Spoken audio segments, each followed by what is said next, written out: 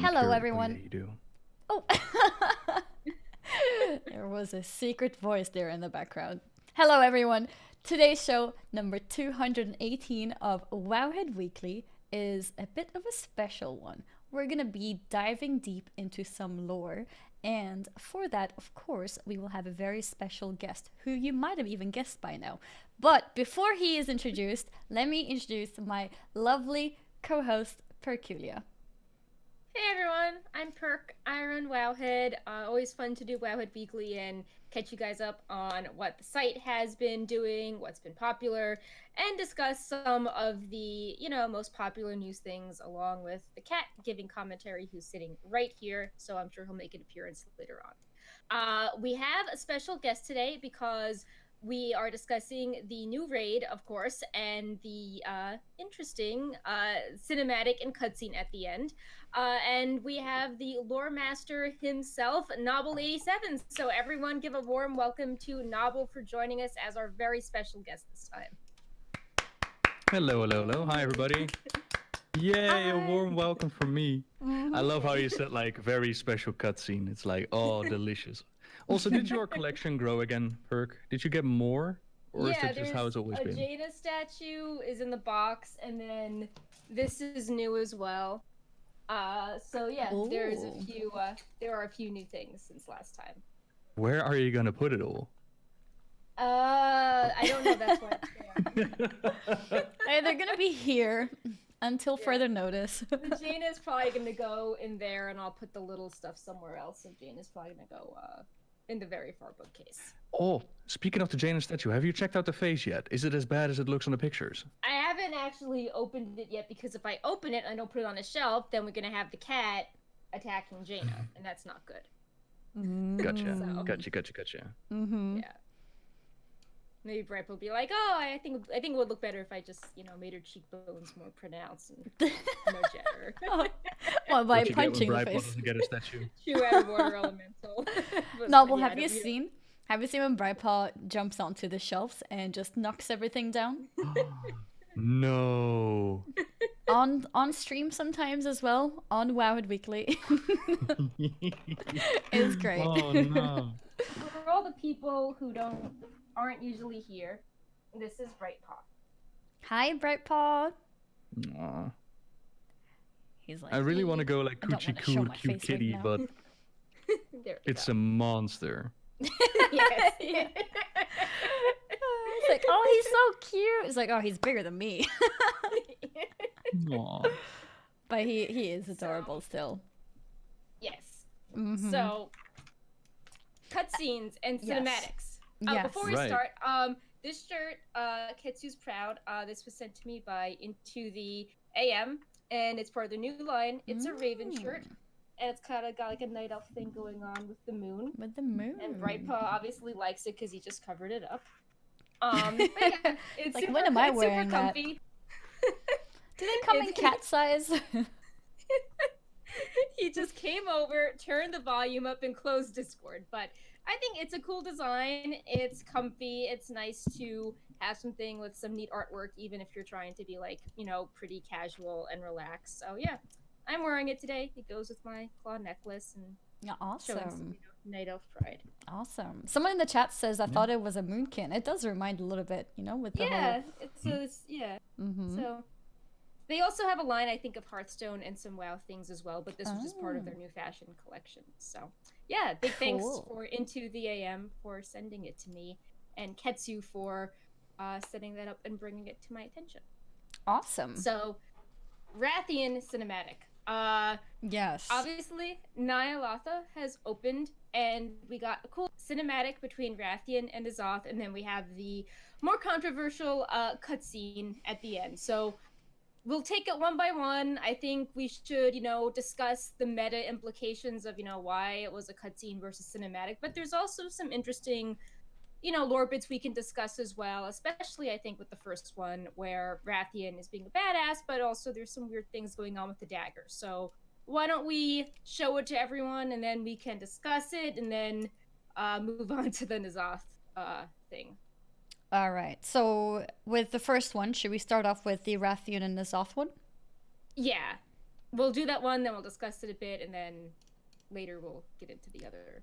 Sounds like a good video. plan. All right, let's get this up and going here. Should have brought some popcorn.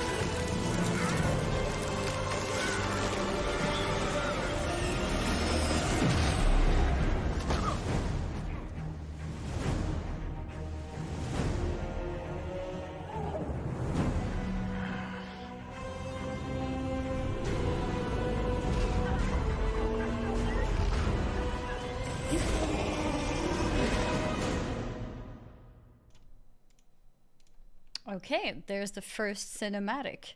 We start with discussing this one before jumping into the next one, right? Yeah. I think we should. Yeah, that's a great idea. Yeah. I also saw a question in the chat before we deep dive into it. So this cinematic is played as you defeat, I believe it's the 10th boss. So right before the Carapace of Nezhat, this cinematic is played as you're raiding. And as a result of this is when we actually get to fight Carapace of Nezhat. But in terms of the lore itself, let me just hand it over to both Perk and Nobbel to commentate for us and tell us exactly what kind of interesting thoughts we can have here. Right. Well, I think the mystery that people came to me the most about were like, why does he have the dagger? And so, like, we can explain it, but did you have reaction to that, Annie, when you saw it? Because a lot of people I saw were just like, man, he looks badass, but I thought, like, Nathanos had the dagger in A2. How do we get from point A to, point Z?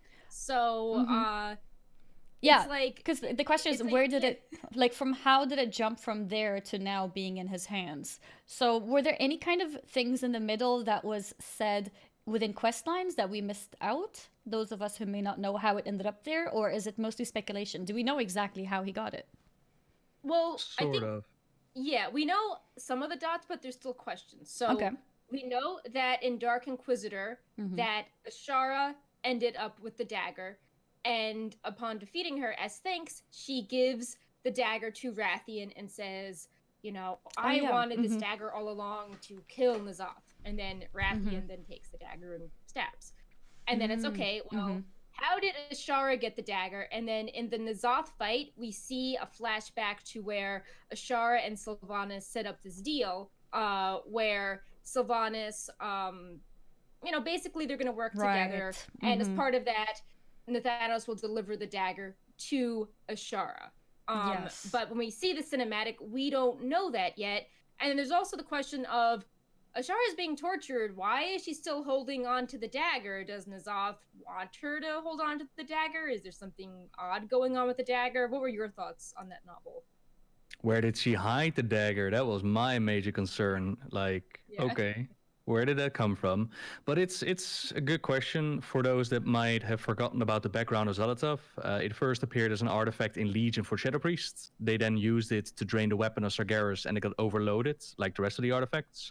Then, during the Crucible of Storms raid, it showed up again, and we found it. Ny'alotha actually came out of it and got a body. We brought it to the raid itself, where Ny'alotha made a deal with Nezhat. She was set free from the blade was left behind, and she was like, I'll see you later. Apparently not during the whole dealing with Nezhat, so she is still out there. And the Horde was motivated to bring the blade to Sylvanas. And at that point in time, apparently there is contact established between Ashara and Sylvanas. We do get that information from a vision from Nezhat, so the argument of is this real or not can be made, but it does make sense, right? Because the next part is Nathanos has the blade. He guides us to Suramar, or at least above. Ashara opens the waves and we go down. And there's a little bit of RP. I've seen a screenshot of it. I've never seen it play out in game. Where Nathanos is like, okay, champions, go do your thing. I got a real mission to go for. Yeah, with the dagger. Exactly. And he pieces out, and then we need to imagine that he meets up with Azara, he hands over the dagger, and she's like, I'm going to stab the heart. So all along, Azara was not going to be ruled. She actually wanted to kill N'Zoth, which N'Zoth apparently knew, because he was like, I'm not done with you quite yet. He yoinks her way out of the palace, and they started torture. Right, but it's you have to also keep in mind. Nezhat, sorry. Yeah. Yeah. When, Ny'alotha is working with N'Zoth, they have a deal. So the blade is remaining. N'Zoth wants the blade. That's why he has the deal with Ny'alotha. And you have to think that if he knows that Azara wants the blade to kill him, to stab at him, maybe there has to be a reason why he is letting her hold on to the blade. Like, either she's hiding it, but it's also interesting to think, hiding it. Is the blade going to be used? Is N'Zoth now in the blade? Like, does N'Zoth want the blade as part of like an emergency backup plan in case he was defeated? The blade could help, I don't know, preserve his in some form. Doesn't the blade blow up though, as Raffion uses it? Because he looks at his hand and he's like, my hand is empty now, and the blade is nowhere to be found. Right. Well, there's so many plot holes. Like, is the blade destroyed, or is the blade just sort of, I don't know, stuck in? I mean, they make no mention of it, but since gooey things, we just know it's like gone. We see the explosion, and Raffion looks at his hand like, haha, I've done it, like reminiscent of what Enduin looking like at his hand and whatnot. And then no mention of it is made. So I would go with the idea of the weapon has been used to open up that rift instead of stabbing at N'Zoth's heart, which Azara wanted to do. And I was like, okay. Oh. I mean, we did lose Ny'alotha once before. Like, we depleted in Legion, then it ends up in the middle of nowhere, and nobody seems to care what happened to this weapon. I mean, in the artifact book, which maybe is not 100% true because, we can't trust Ny'alotha, there was a mention that that Ny'alotha was perhaps a lesser old god that was trapped in the blade. So maybe N'Zoth was thinking that, if the blade survived, perhaps he could, I don't know, seal part of himself off in the blade in the future. But anyway, we're left with this cinematic where the blade is either destroyed or missing. Rathian seems very smug that he destroyed the blade, but Rathian does have this history of being very smug and then having things kind of blow up. Like, he ate the heart of the Thunder King. He thought it would be great for us to go start a faction war in Mop. He's not really, he has very badass sounding ideas, but they're not always, he wanted to kill the rest of his family in Cataclysm, and now he's all like, oh, I will save the Black Dragon flight. So he tends to do things. Is it to reflect his young age in a way, or? Yeah, well, he's still 5 years old, so it's not like this is a mature plan. But like maybe it's not that young for them, right? So is it supposed to reflect that he is still young, or is it just the way of his personality? I mean, it's age, but with the whole killing the dragonfly, like he wanted to get rid of the corrupted dragons, whereas with Ebonhorn, who's an uncorrupted black dragon, he's like, yeah, we're bros now, we're good. So that plan kind of worked, but yeah, in the past where he was like, I'll just have the factions wipe each other out, like Raffion, he has these brilliant ideas, but do they always work? This time around they seem to be working. Apparently so. Yeah, but it's interesting also when the blade either explodes or does its magic, whatever happens to it, everything radiates outward from the eye. I mean, it looks cinematically cool, but with all the old god whispers about eyes being open and this and that, you have to wonder if there's maybe some extra symbolism there as well. Is that the reason why all the gear all of a sudden has eyes on it? Like N'Zoth is like, oh yeah, those eyes are gonna be open, baby. Yep. Have you seen Eyes the new taken PvP gear? over. I just got them today. Yeah, I did see them, like on the shoulders and everything. Lots of eyes. He also whispers it to you in the raid, like your eyes have now been opened, you were the first. So it's basically the idea of you're gonna witness Ny'alotha. This is my realm. I'm gonna bring it to you. And of course, true bad guy style, we're stopping him. I also have to wonder, where do you think Azara went to? Because we're talking about Azara and Ny'alotha, but they are not in this cinematic at all. And, we see the weapon that Azara gave to us that Ny'alotha used to be in, but they both pieced out somewhere. And I don't know. What do you make of that? Where do you think they are? Like, why would Ny'alotha not care? I mean, you would imagine that Ny'alotha would be part of this quest line. Now, of course, there is still the quest line with the Void Lords. It's the same question, like, where is Illyria and where are the Void Elves during all of this? Like, this is their moment. Another good question, right? Yeah. And in the case of Azara, I'm surprised that we let her go, to be honest. Like, this is Azara. The last time that we saw her, she tried to plummet us to our deaths and she released an old god. And we're like, oh, she gave us a blade. Yeah, we're cool now. Yeah. But if I had to make a guess about her future, I would say allied race. That is my guess right now. Naga allied race, people have been begging for it. Yeah. Naga one side and then Mogu the other. Yep. If it's possible. But then again, maybe Naga is too powerful.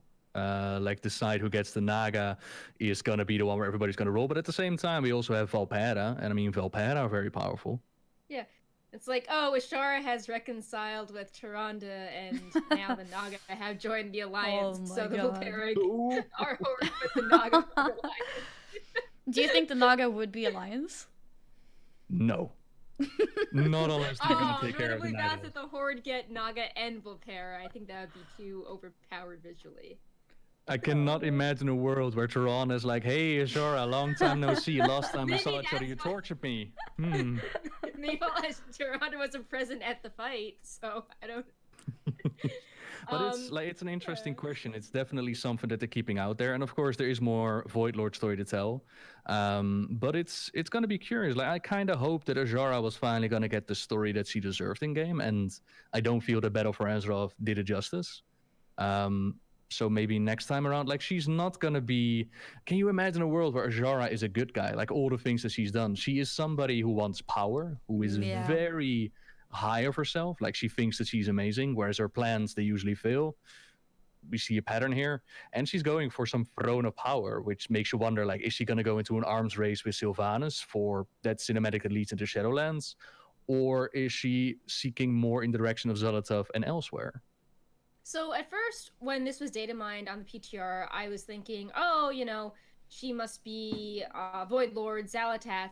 But then hearing the true Throne of Power, and then when we see BlizzCon and we see very similar words used discussing, you know, Shadowlands, Sylvanas, the Jailer, this quest for power, I was sort of like, wait, is Azara going to be curious about the Jailer as well? Because it did seem very out of character for her to suddenly leave, and then you have all these other characters that are in retrospect that were talking about Icecrown and the Jailer when they talk about power. So you have to wonder if she's going to show up. I also imagine that Azara, you know, I don't think she's just going to abandon her Naga and Highborn. She still wants to feel like a queen of something. Of course. So I imagine she's going to be checking up on Nezhat and making sure her zone and palace is all, you know.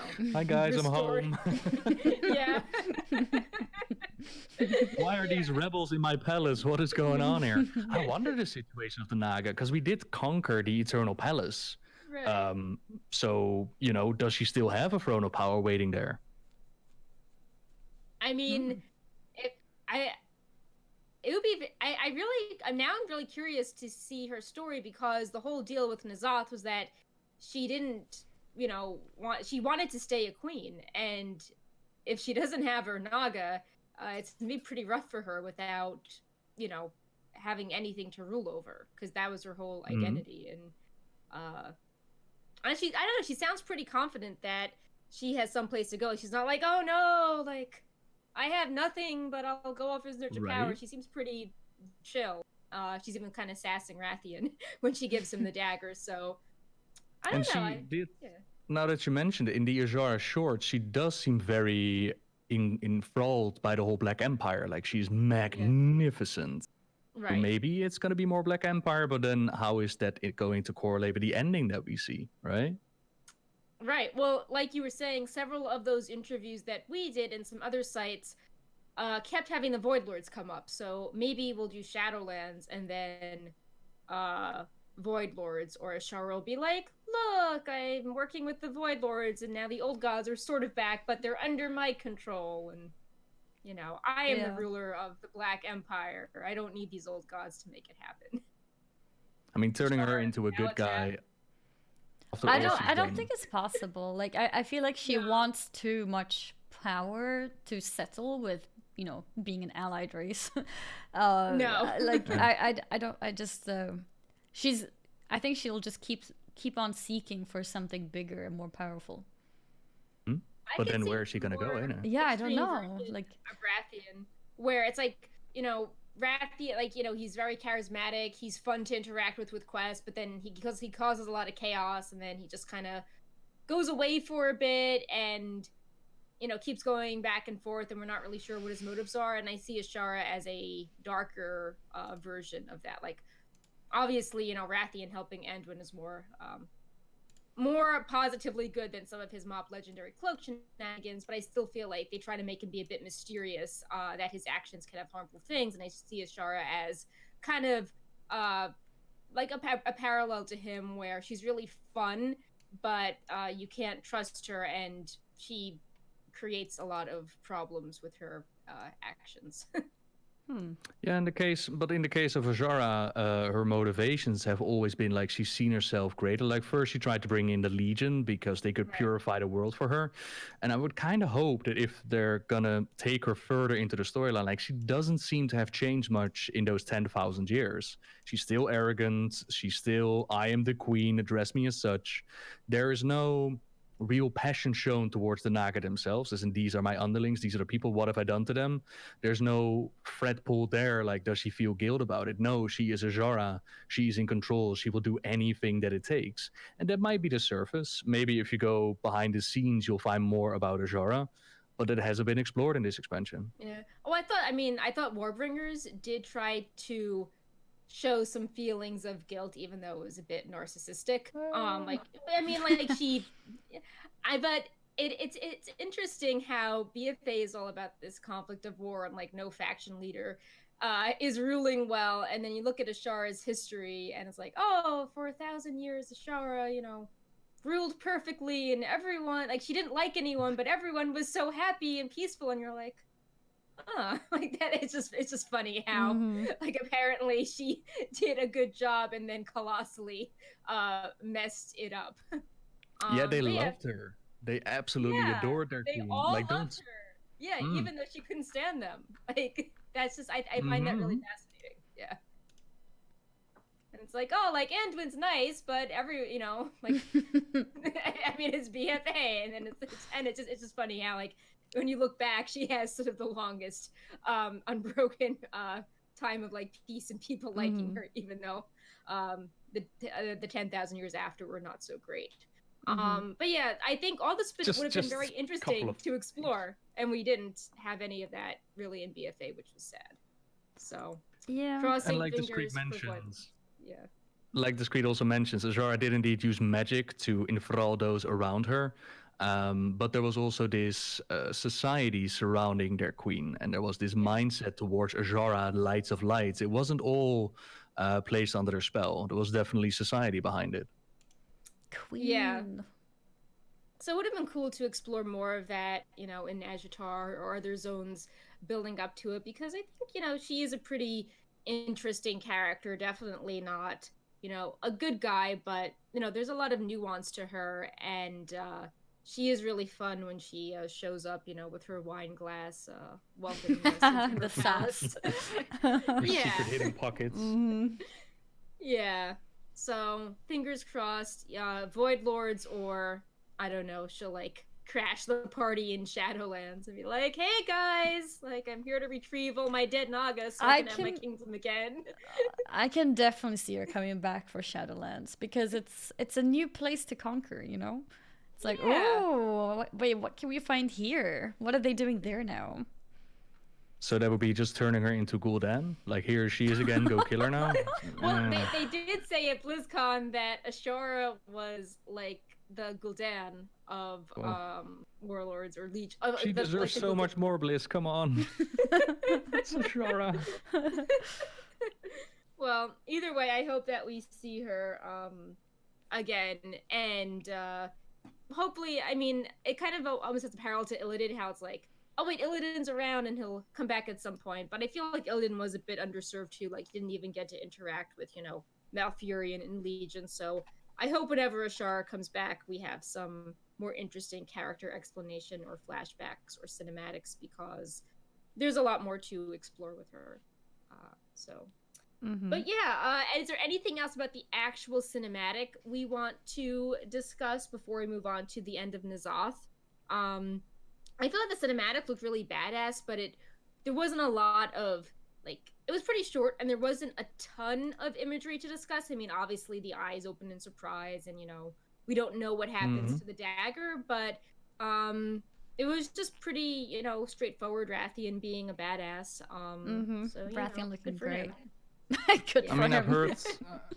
I've heard the comparison to the Arya Stark stabbing from Game of Thrones, and when I saw it today in Raid, it was like, that jump does look oddly familiar. Yeah.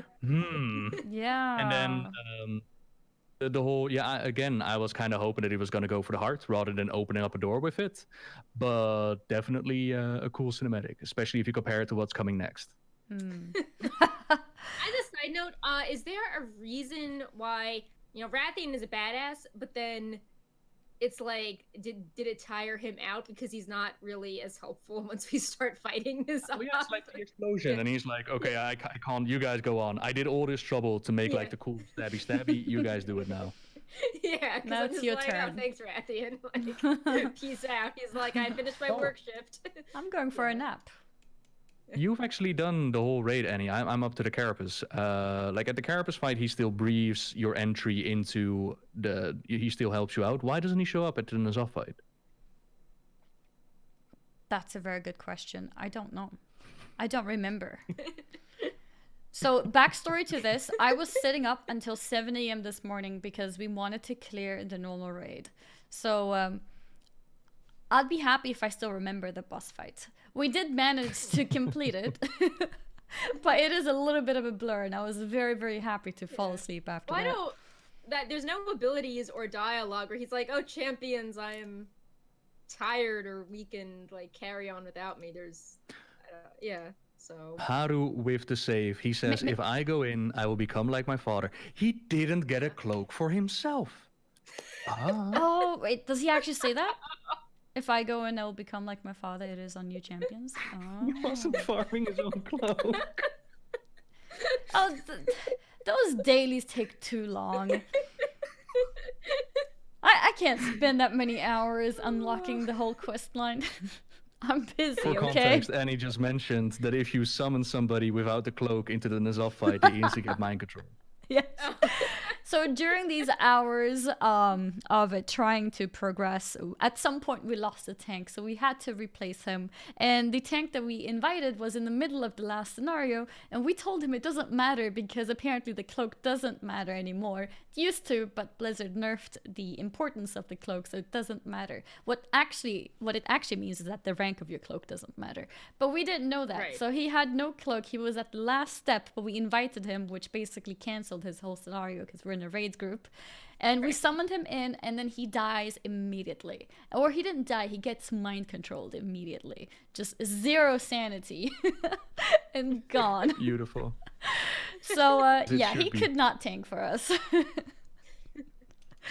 That's that. So remember to pick up your cloaks before you go in there. Don't be like Rathian. I should add a note about that to the N'alotha guide.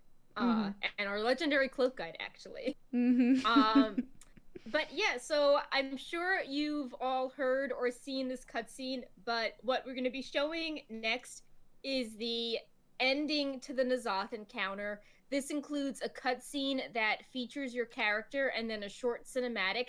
And if you haven't seen our version, if you only saw the Blizzard version that was up and then delisted, they only included the cinematic, not the cutscene. And I'm not saying it's amazing, but it provides a little more context as to what's going on. So let's watch this, and then we'll discuss any interesting lore tidbits, as well as the whole meta specific surrounding the choice to have a cutscene and the bigger narrative questions.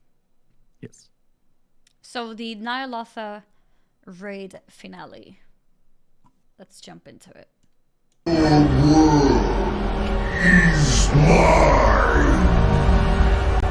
Warning, corruption levels approaching 100%. No! You've got to keep fighting, champion! Through your flesh, my Black Empire is reborn. Don't listen to his lies! You don't belong to him! You're a child of Azeroth! Her strength is your strength!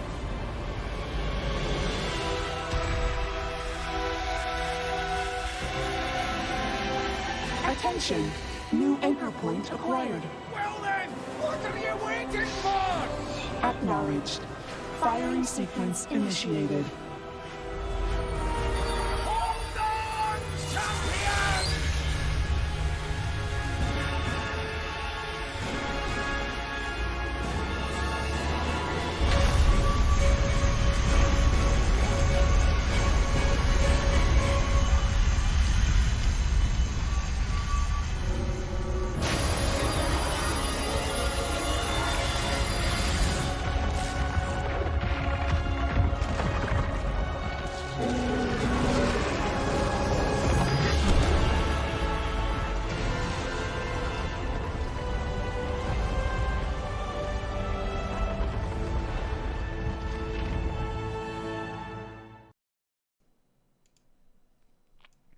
All right. Just double checking that our microphones are on. Okay, yes, they are. Yeah. All right, so it looks like people are very excited about Nobbel, being so excited about this cinematic. Yeah. So Nobbel, tell us, how amazing was it? Yeah, it was fantastic. I always wanted to throw the ring into the lava and then to see the empire crumble. That's how I wanted Nezhat to go. Now, my major complaint isn't even so much about the cinematic itself or the ending. It's just that this is it for Nezhat.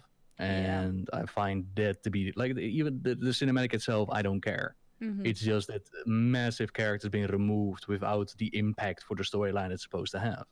And that's besides the fact that if you compare it to the other end cinematics that they've done over the years, that it's, it falls really, really short. Yeah, so I was thinking, I mean, the way it was set up with the two cutscenes, praising the player for doing this by themselves, and then, oh, you're the champion of Azeroth. There were so many unanswered questions, and I was thinking that if we had a proper cinematic, if they wanted to end this with Nezhat falls over deceptively, simply, if they had a proper cinematic, it would have been so much more interesting if, we hear Magni's voice and it's like, you're a champion, but the cinematic is cutting, to the sword or to Teldrassil, like all these things with like ominous music to undermine that we're like not really the champions, and then the cinematic could have ended with, I don't know, a shadowy void lord or something, just to have more context, like, yeah, he died, like, like that, like there's more to the story.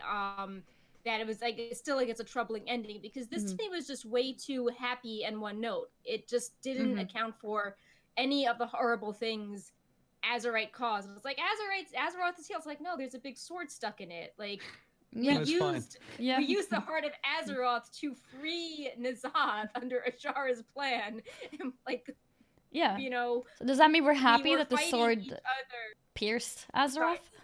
Like, does that mean that we're now happy that the sword pierced Azeroth? Like, we're okay as long as it was used. It's like when you get shot by an arrow, you don't want to bleed it out. You just leave it in there. It's gonna be fine. Yeah. It's like the Just a flesh wound.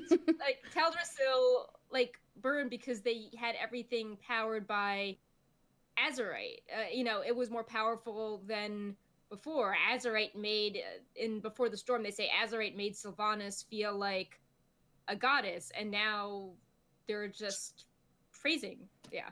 Speaking of, how quickly did they flip around from Azerite is this most magical power that you will ever find, and nobody gives a crap about it anymore. Like, we had a tank during the Siege of Lordaeron. That's about all the massive influences you saw from Azerite, and then it was just up to us to go to islands and fill it up in our heart.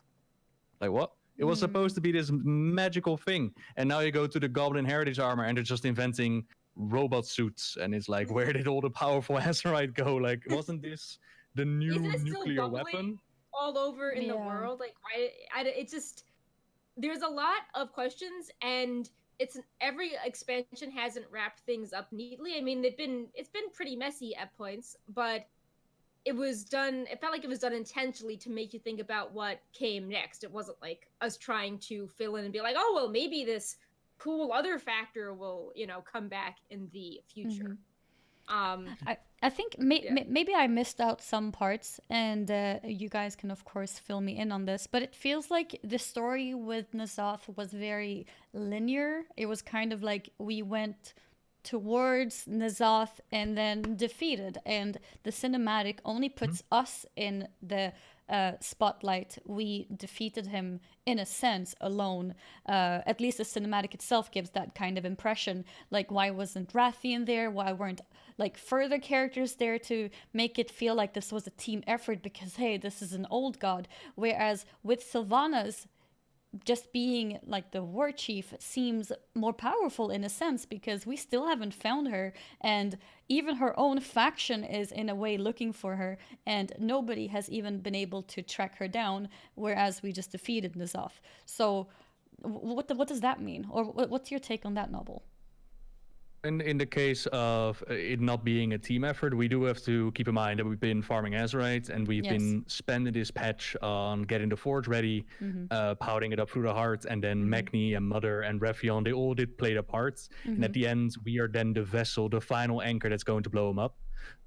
So there has been a team effort. Like, we didn't do it without any aid. I'm sure that if we would aim the forge at Sylvanas, she would also be vaporized, right? I'm sure that her whole empire would crumble away. So that was there, but I think a big portion is the time spent. Like, if you think back to the Cataclysm, where if a Deathwing popped up out of the world and just transformed its surface, he was a minion of N'alotha. Now the real deal is out there, and what do you see? You see 2 zones invaded, and that's about it, right? Right, like we don't really know. I think that the intro quest line did build up some emotional resonance, how we're trying this plan with Magni and Mother, and then we have this crazy plan to fire the beam, and yay, we fired it. But the cinematic by itself doesn't really convey a lot of that build up, especially because your character is part of the cutscene, which is why I think that a cinematic where maybe Anduin's giving a speech and he's like, you're a hero, and then it cuts to all these messy things still in Azeroth would have been more interesting, both showing the team effort but also a lot of the problems that are still unresolved on Azeroth. Like, what about all the people that kept the gift of N'alotha throughout BFA? Or the Sylvanas loyalists, or the people that are Where were those other people, by the way? Like, I kept it, but I saw no major character with the eye. How cool would it have been to see, like, start this patch off and all of a sudden Anduin has an eye on his face, and then Revyon is like, what do you have there? How cool would it have been? But no. Yeah, it was a bit forgotten, it feels like. I was speculating on Twitter that, I mean, obviously I do not manage the WoW dev team, but it would have been cool. It felt like BFA was doing too much with the faction conflict and then the old gods. And it could have been cool if you just had the BFA as the faction expansion, and then at the end, it's like, actually, there's another force. And it almost felt like the Gates of Orgrimmar was the end of the expansion, kind of like Annie was saying, because Sylvanas was built up to be so powerful. We had all these cinematics. We had different endings based on who you chose. It felt very grand. And then you have BFA fade into a whole Old Gods expansion where maybe more and more zones get corrupted each patch, or you can't tell what's reality or fake in Stormwind and Orgrimmar, because I think that Ilaria and Thrall is interesting. They're just not explored in detail, and then maybe at the end we finally fight N'alotha, and then we go to Shadowlands.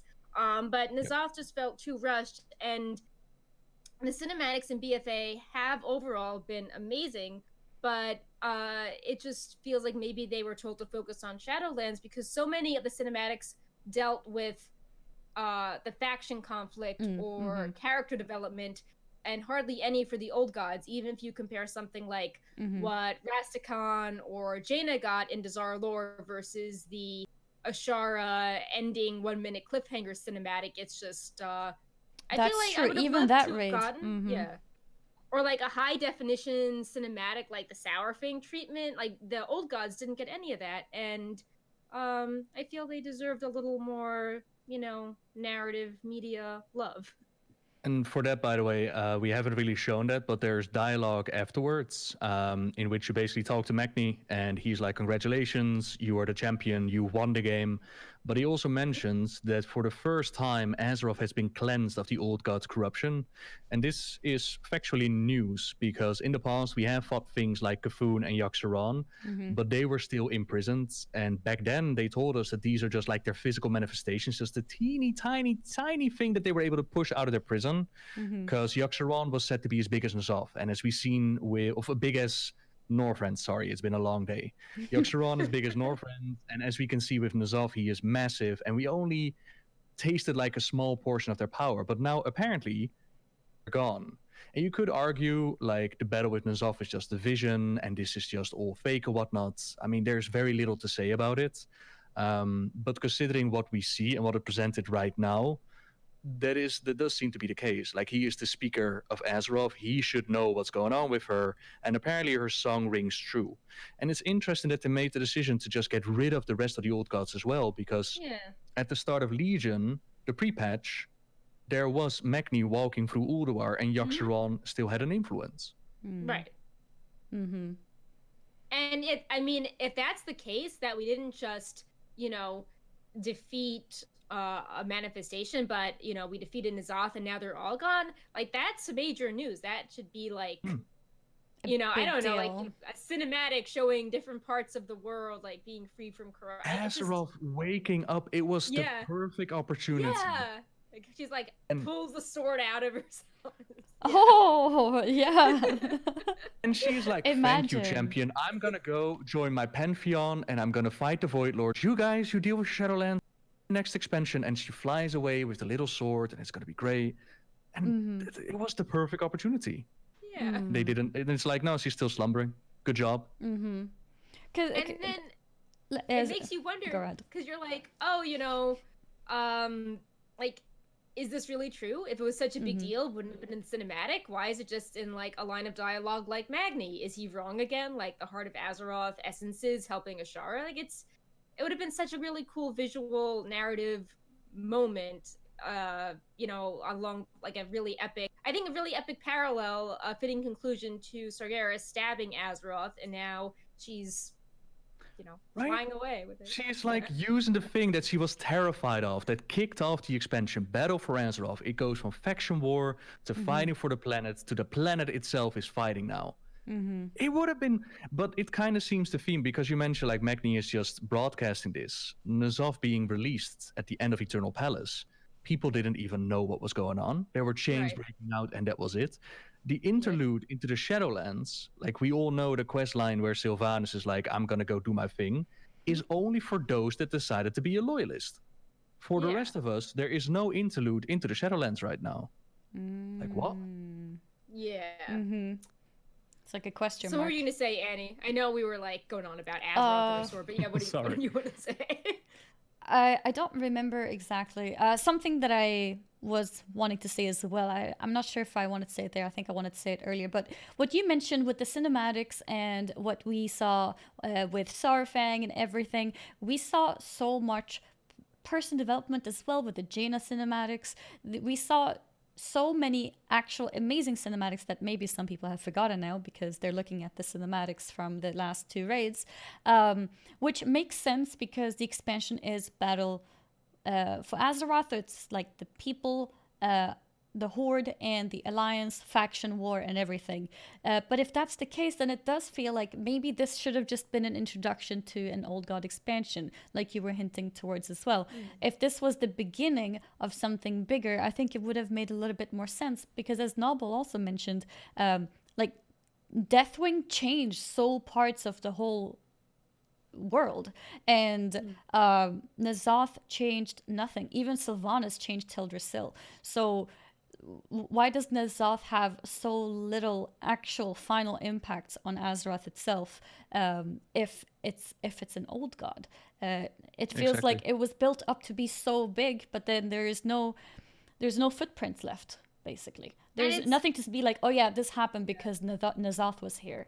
Like we all still talk about Deathwing was here, so this all was changed. We still talk about this so many years later. So what are we gonna say about N'Zoth? And Chad is I mentioning, think- like, what about Uldum and the Veil? But those are visions. They're gonna clean up. Like, even now, if the invasion swapped over, the Veil is pretty and healed again. So that effect is gonna retreat itself. Whereas what Deathwing did is permanent. Yeah. Yeah, I was also going to say that the very brief moments we got of Anduin glimpsing corrupted Stormwind looked really badass, and the pinks and purples and blues of the corruption lend themselves really well to visuals, and I would have loved to have seen Stormwind and Orgrimmar under the effects of the old gods more, where, you know, people aren't sure if they're actually seeing something corrupted. You know, did something change? Did Anduin make a bad decision? Is, you know, Ilaria serving the old gods, or is she, you know, is that a vision as well? Is Thrall trying to, you know, communicate with the earth and it's corrupt, or is that a vision too? And there's a lot of interesting lore that I think people miss because, you know, you're trying to fight through the horrific vision, and if the corruption was part of a patch on its own, I think that there could have been very interesting things happening in the cities. And Ilaria not really having a role is a missed opportunity as well, because it's like, hi, this is her moment. You know, why did she start? You know, why did she study the void? You know, these whispers she's hearing, a lot of them implicate her. She's in the alternate vision. I would have loved to have seen more things from her perspective, how she's viewing reality in this patch, or how she was trying to help us win. Because right now she's just a vision in an alternate version of Stormwind. Yep. And like you mentioned, they should have either just made this one the entirety defection expansion, let it be Mob 2.0, or flip it around and make the old gods the main theme and have the faction war as the side thing. Yeah. Rather than being neither. Rather than the other way. Mm-hmm. I mean, we do still have Mythic Week, but I feel that 825, even though it didn't have a raid, felt more like the climax of the expansion, because we had the Sourfang Anduin cinematic, we had the Reckoning high definition cinematic, we had Sourfang's funeral, we had the Loyalist ending, and then all the characters in major cities got new dialogue. That from a narrative sense felt like the climax, and N'Zoth just kind of feels like this, you know, very purpley afterthought. Like, he's hyped because we like him from Cataclysm, but it doesn't feel as satisfying to know the ending as the faction conflict that's been built up with so many, you know, comics and cinematics and the war campaign and, you know, ways to reward your character for choosing different narrative paths. There wasn't that same level of detail with the old god storyline. Yeah. Mm-hmm. Yeah, absolutely. So It's interesting, but it's difficult to reverse time on these things, and we can only look after the fact and see, like, this is the story that we're gonna get. But there have also been good moments in Battle for Azeroth. I'm personally a big fan of the development they gave Jaina. Oh, Yeah, that that was kind very of cool. Kaltir Yeah. storyline was amazing. It was. But there have also been really dumb moments in the storytelling, unfortunately. yeah, Do you want to give an example I mean, of that? Okay. Yeah. Sorry? Do you want to give an example of something that you think that was dumb? Example goes right back to the starting event, where all of a sudden we see Night Elves in defending their own realms for many, many years, screaming at the Horde, please don't fight us, we don't want to fight you. Meanwhile, Sylvanas has this plan of killing Malfurion and occupying Teldrassil, and whereas Malfurion lies on the ground ready to be killed, she's like, I'll let Sourfang do it. And even back then, people speculated, well, maybe she tried to convert Sourfang to her side, or, you know, make him a puppet. But no, none of that ever came to fruition. Her main goal, her main objective, the thing that made her burn Teldrassil and screw up the war, was just walk away. Doesn't matter. What? Mm-hmm. So a Little- bit of little things loopholes like in a that in way. between. Yeah. Same with the Alliance going in for the battle for the Ny'alotha, and they're gonna be like, yeah, Rastakhan will surrender. Don't worry, we're just gonna kill his people, we're gonna invade his city, he'll surrender. Oh, he doesn't. Oh, let's quickly run away because, oh, whoops. Same with the war campaign, where the Horde, their main objective is to steal this scepter, and they accidentally come upon the body of Derek Proudmoore, and that's gonna be their main thing for the war campaign. Something that happens by accident. Like, what? Yeah, okay. Mm-hmm. And it's just Yeah. little things in there. It's Rexar showing up frustrating. in Stormsong and be like, I'm gonna fight Jaina, and it's like, what? Yeah. Yeah. it's frustrating because there are moments, like you said, where there's interesting nuance, like the Jaina storyline or Ashara in Warbringers, and then you have these moments of Rastakhan or Gratz Champions, Heart of Azeroth, where things are very simplified and rushed, and it's jarring when you actually have very good storytelling moments that are juxtaposed with, okay, like we build up all this nuance for, oh, Gratz Champion, you fought each other and now you're wonderful with Azerite. Like yeah. You are Azeroth's champions, but we fought each other for half a year and didn't care about the wounds. I'm sorry, Magni. Like, oh, come on. And that there is no after dialogue, because I saw in Squishy's video, Yeah. the moment you turn in the quest, Magni just tells you go fight N'Zoth again, and I'm like, what has happened? Yeah, like that's not good polish. And meanwhile, with the war campaign, when you complete it, it's like everyone's talking in Borealis about the peace treaty. Like they gave all those NPCs like random workers got new dialogue, but Magni, after you defeat N'Zoth, is just like, there's an old god to fight, champions. Like, I actually didn't notice that, so his dialogue doesn't change. Yeah, it's just poorly polished, really. Yeah. Which again really adds on to the fact that not much thought was put into it. It was kind of, I don't know, maybe it was rushed. I'm not sure if this was the original plan of it. Maybe the issue is that there was no 835. I don't know, but there's definitely, comparing how the conflict war was portrayed to this, there was definitely a lot more work and thoughts and polishing to do with that than there was with this old god, which is supposed to be a huge deal. There's been a lot of parallels made between this and Warlords, obviously, where in Warlords, based on the data mining and a lot of rumors, it was clear that there was meant to be more story that got truncated, and maybe the orc spike storyline wasn't resonating and they tried to pivot. And maybe there was a sense in BFA where it's like, okay, people don't like BFA, we don't care if old gods are coming, they just don't like factions, move on to the next thing. And then the old gods suffered, which would be a pity, because I do think that people actually are excited about the old gods and wanted that. They wanted more old gods and less faction bickering over petty arguments blowing up. So I wonder if that's what it was like, marketing, or someone is like, okay, this expansion hook isn't working. You guys have to go on to Shadowlands, or maybe development got behind with with the layoffs. I know that the developers were not fired, but when you get rid of so many people, the workflow is going to be affected. People in management or community, different roles. So I just hope we get more old gods, because I feel like we got a taste and it was really exciting, even though it was rushed, and I'm sad it's over. So yeah. And some people are also wondering, and they asked in chat, like, is this really the end? Could there be something else? And you definitely have people like, maybe this is all a vision, right? Ny'alotha is all a vision, it's a possibility. And there is the whole mythic fight, which we're not going to see for a little bit. Oh yeah, that's true. So it might be another cinematic? Or? Let me No, I don't think cinematic. I would be surprised if we're going to get a mythic only cinematic. If we do, I'm going to be happily surprised. But there seem to be new abilities and some new story. Did you find a person?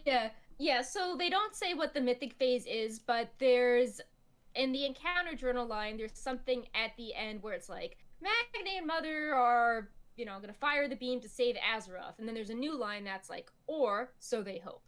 So the implication is that something doesn't go as intended. Remember with Gul'dan, we didn't know the phase with Illidan, and based on the description, it sounded like, I don't know, we resummon like Sargeras back into the world. Like, people were speculating something, bad or crazy was going to happen with Illidan's body in that mythic phase, and it still had the same end result of, Illidan being fine. So I just wouldn't get our hopes up, because I feel that the cutscene was disappointing, but I don't want the community to latch onto this idea that, there was going to be a mythic phase that had tons of new lore and a better cinematic, and then, Blizzard removed it for whatever reason. I just want to manage expectations here. Nah, like best case scenario, you're gonna see an alternate fight with new mechanics that's gonna blow your mind. Like the last time that we had a massive lore bomb hidden behind a higher difficulty was Raden in the Throne of Thunder, which was the secret boss that wasn't in the journal, and all of a sudden people got like, "Oh, cool, we can try this out." Whereas I think indeed, Kaimo had a little bit too, where Cho'Gall was involved in. oh Mythic. yeah, where they locked the ending of Cho'Gall. You are right. The ending of Cho'Gall was locked away in that difficulty.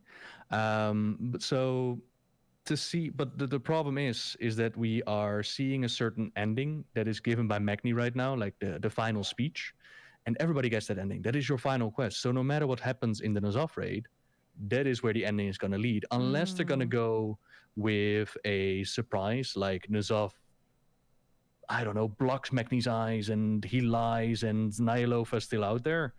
But even if they go with that version, like, would we be happy with that? Because then the ending becomes nullified.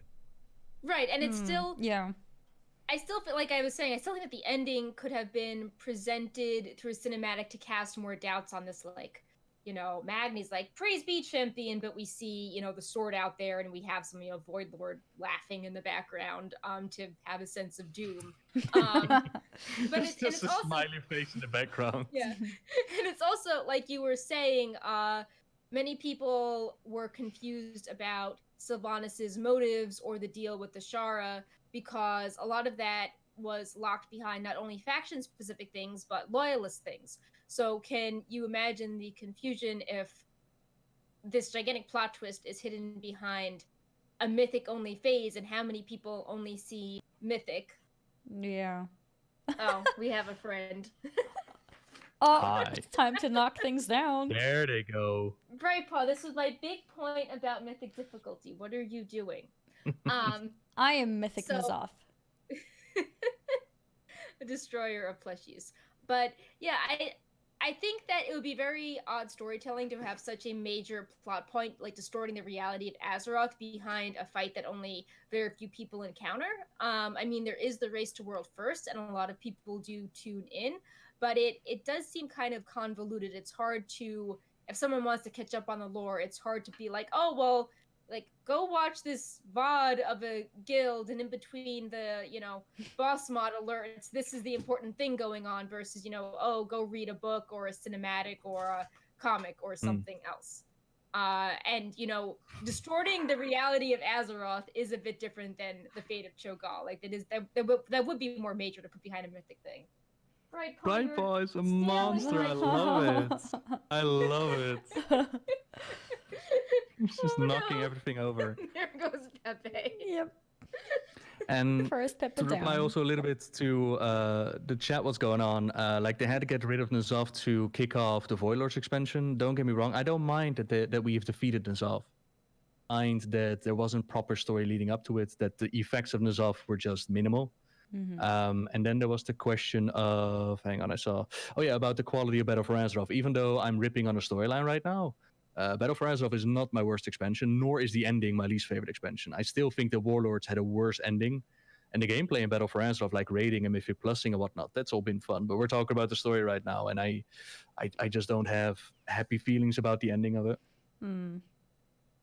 I wonder if they would do something like Warlords, where Warlords had a cool ending cinematic, even though it was pretty confusing how we go from Grommash, Come on, Gromash, the guy who set things off in Warlords of Draenor. We will never be slaves, but we are gonna conquer them. Turns around at the end of the expansion because the storyline cut out and no development, and he's like, "Yo, we're free, everybody. Good job." Everybody, instead of clapping, together, should have been like, "Come down here, young man. You're gonna go to jail. We have some words." It's like a genre all over again. Yeah. So the cinematic had a lot of questions, and even though they didn't deal with his story well, he was actually meant to be the final boss of Warlords originally. They said that at an interview. Yeah, at Gamescom, they told someone that. It was an interview, I think a German fan site, and then it's like, oh, change of plans. There's even a legendary for his axe that you can get. Oh. But so who do you think was meant to be the last boss of this expansion? Or do you think this was the plan all along?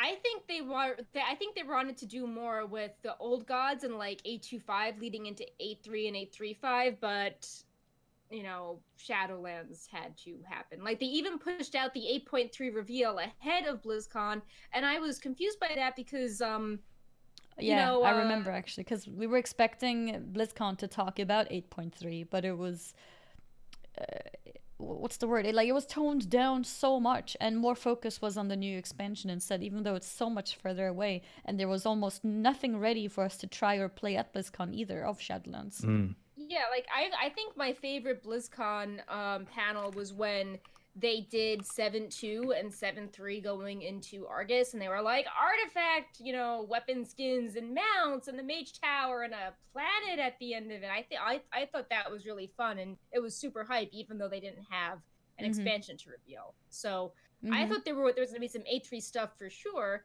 And they didn't. They sort of toned that way down, and it's like, oh, like N'alotha didn't get his BlizzCon moment.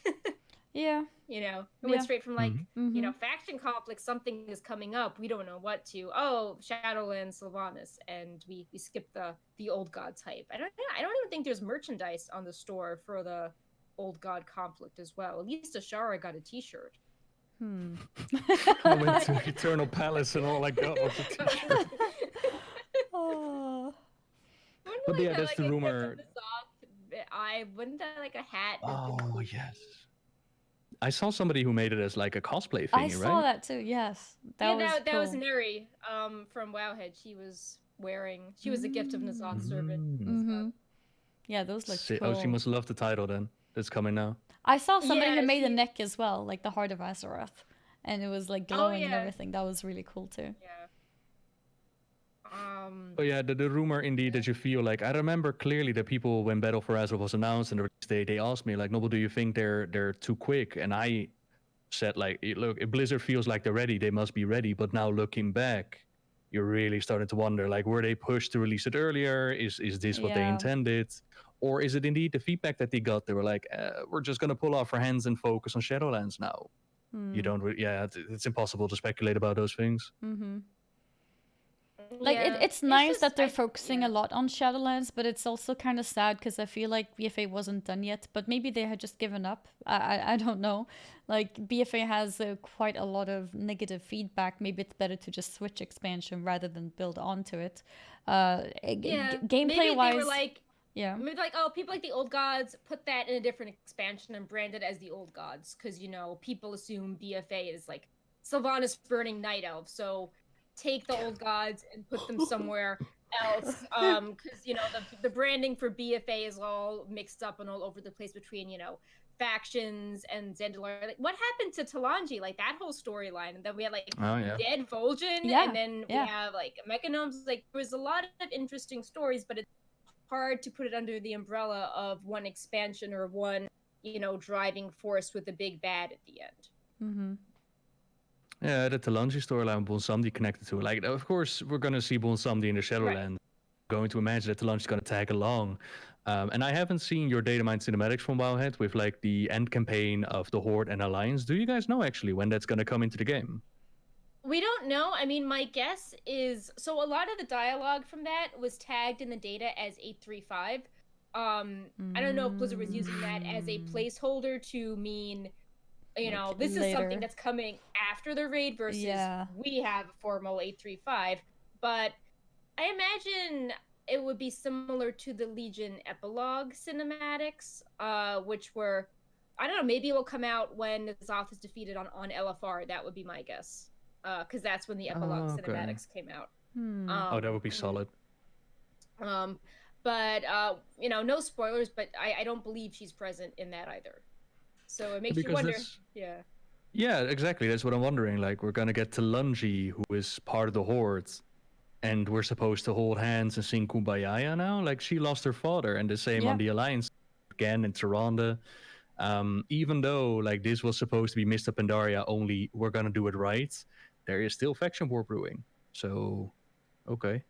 Yeah, like we still have the Heart of Azeroth issues between the Sword and people fighting over it. We have the faction conflict where Talanji's upset on one side, and then the inhabitants of Teldrassil are upset. We have the people that were willingly serving N'alotha that are now kind of it's like, how do we trust you guys? We've got Ilaria with her visions and voices that were not addressed with Ashara and Xalatath are out there. And open plot threads are not bad within itself. It's just when the final cinematic cutscene is all like, yay, you fixed everything. It's like, no, we didn't. Yeah. Yeah.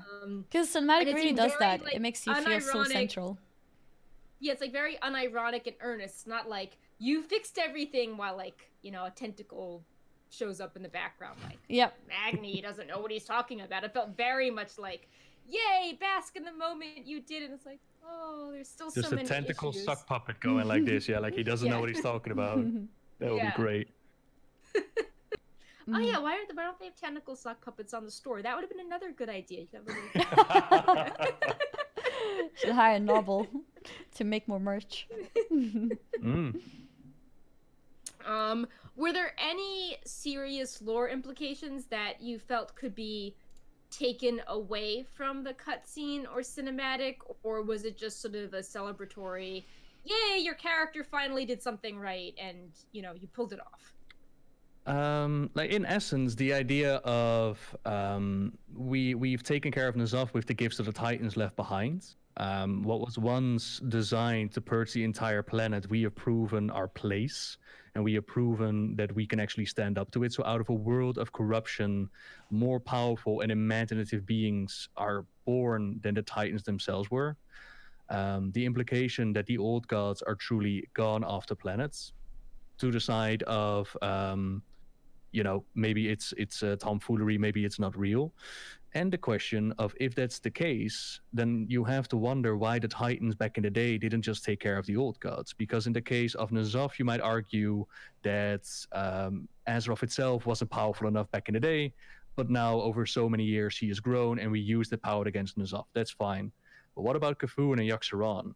Like, those guys didn't have anything special to take care of. Yeah, sure, Yogg-Saron had the Keepers, but they were there in the time that the Titans brought order to the planet. So why was it so difficult to get rid of the old gods if they are gone? Right.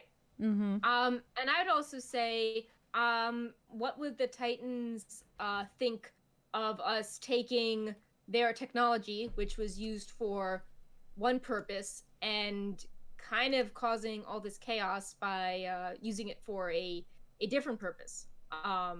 It's like we kind of hacked their software, and I just have to wonder if they're off in their star, if they'll come back and be like, hey, like, why are you guys using this rogue technology of ours? It was meant to be used for you broke the warranty. This was not supposed to happen. Yeah, and now it's like, oh, now it's not going to work for future problems on Azeroth. Yeah, but what future and problems? You also have to wonder.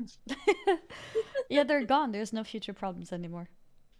And then you have to wonder if this gigantic beam has attracted the attention of more powerful beings, such as the Titans on their star being like, what's going on in Azeroth? Why is there this explosion? We should check it out. Or the Void Lords being like, hey, what's the strange activity going on? So, I don't know, maybe in a few expansions we're going to revisit that and be like, oh, we just sort of put up this SOS beacon to, supernatural entities.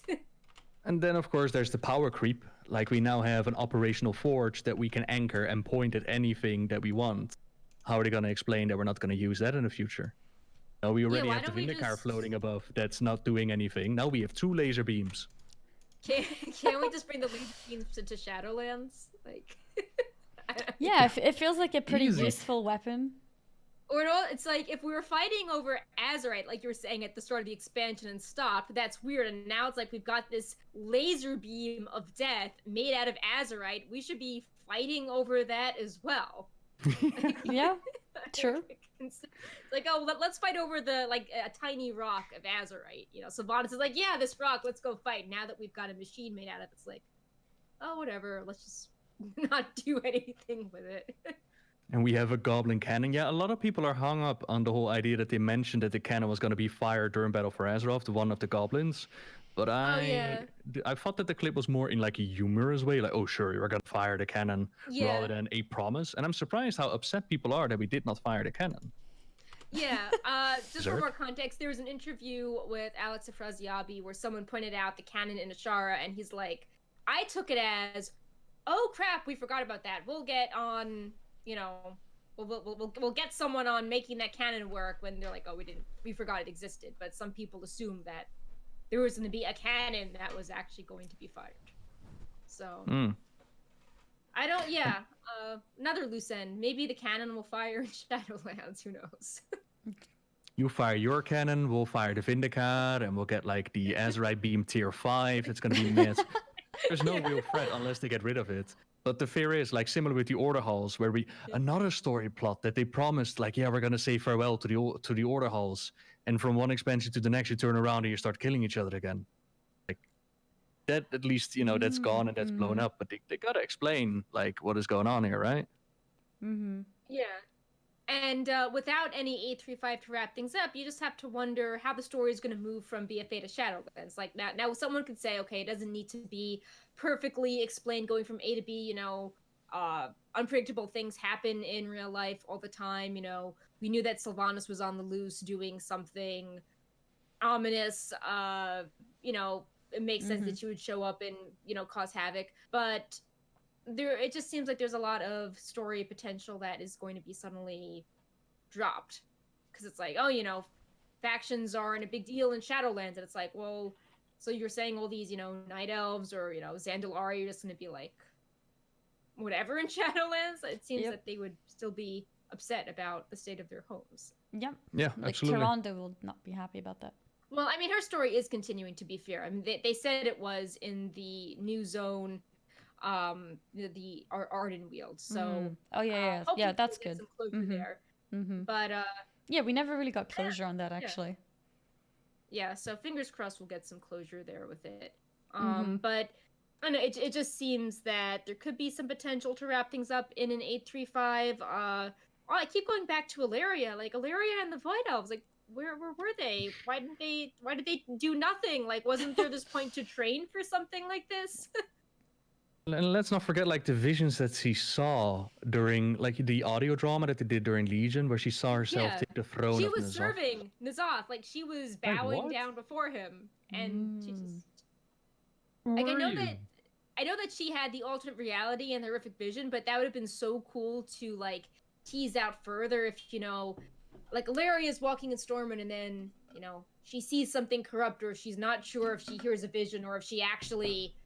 you know, made a call that would hurt the Alliance, and, you know, the citizens aren't sure what is reality versus what is being corrupted by Nezhat. Like, I think it would have been really cool to have kind of gone inside her head during this patch, as well as Thrall, because in that horrific vision, he, you know, is trying to convert everyone to Nezhat, and we've seen Thrall have his hesitations coming back to rule, so I think it would have been interesting to have Thrall been like, am I stressed? Like, why am I seeing these visions? You know, did I make a bad choice because I'm stressed? Or, you know, was that bad decision because I was corrupted? I think it would have been really cool to have taken that, you know, doubt in the Anduin cinematic and applied it to more characters if there was more than one patch, if there was an expansion.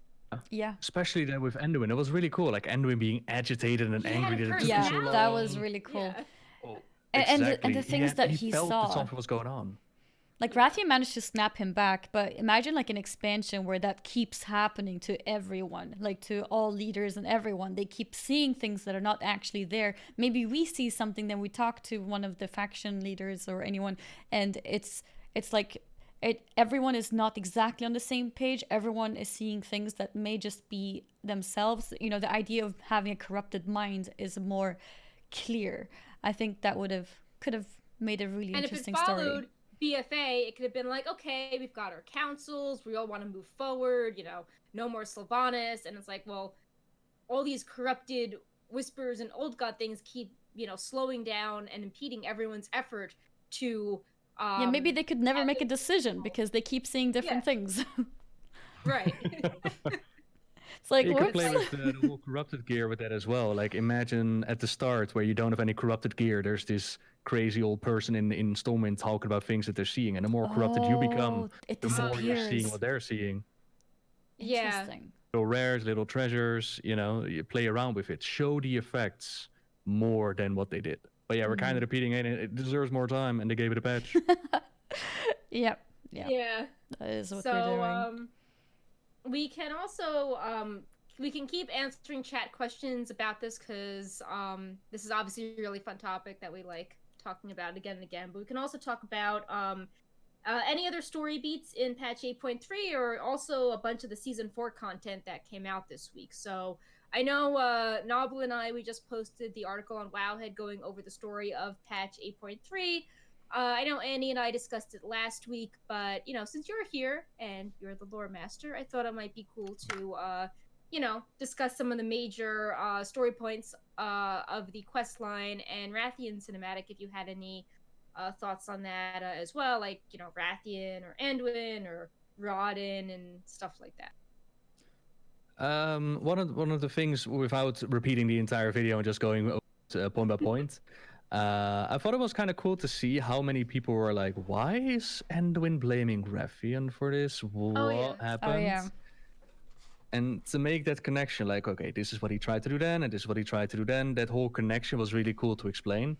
As well as that you can tell do you that want to explain it for chat? Oh. Yeah, I mean, there's probably some people in chat who are like asking this. Maybe a short TLDR. Short version. We created Rathian to be uncorrupted Black Dragon. We created him during the Cataclysm.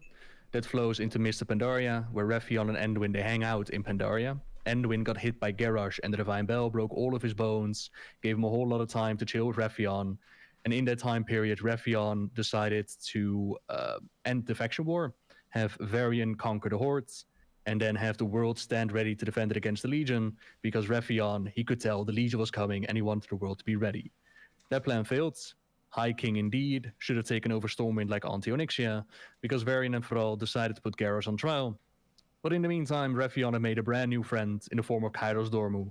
We helped Kairos on the Timeless Isle fill up his vision of time, I believe they called it. Yeah. What if you could, mold time as if you would a ball of clay?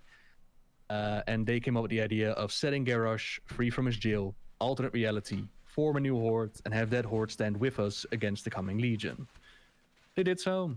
Rathian betrayed Anduin during the trial. He knocked him out and he was like, sorry, this is for the better of the world. Garrosh ends up on his alternate reality, but instead of being controlled, he decides to murder Kairos, form his new horde, and instead have it conquer the world.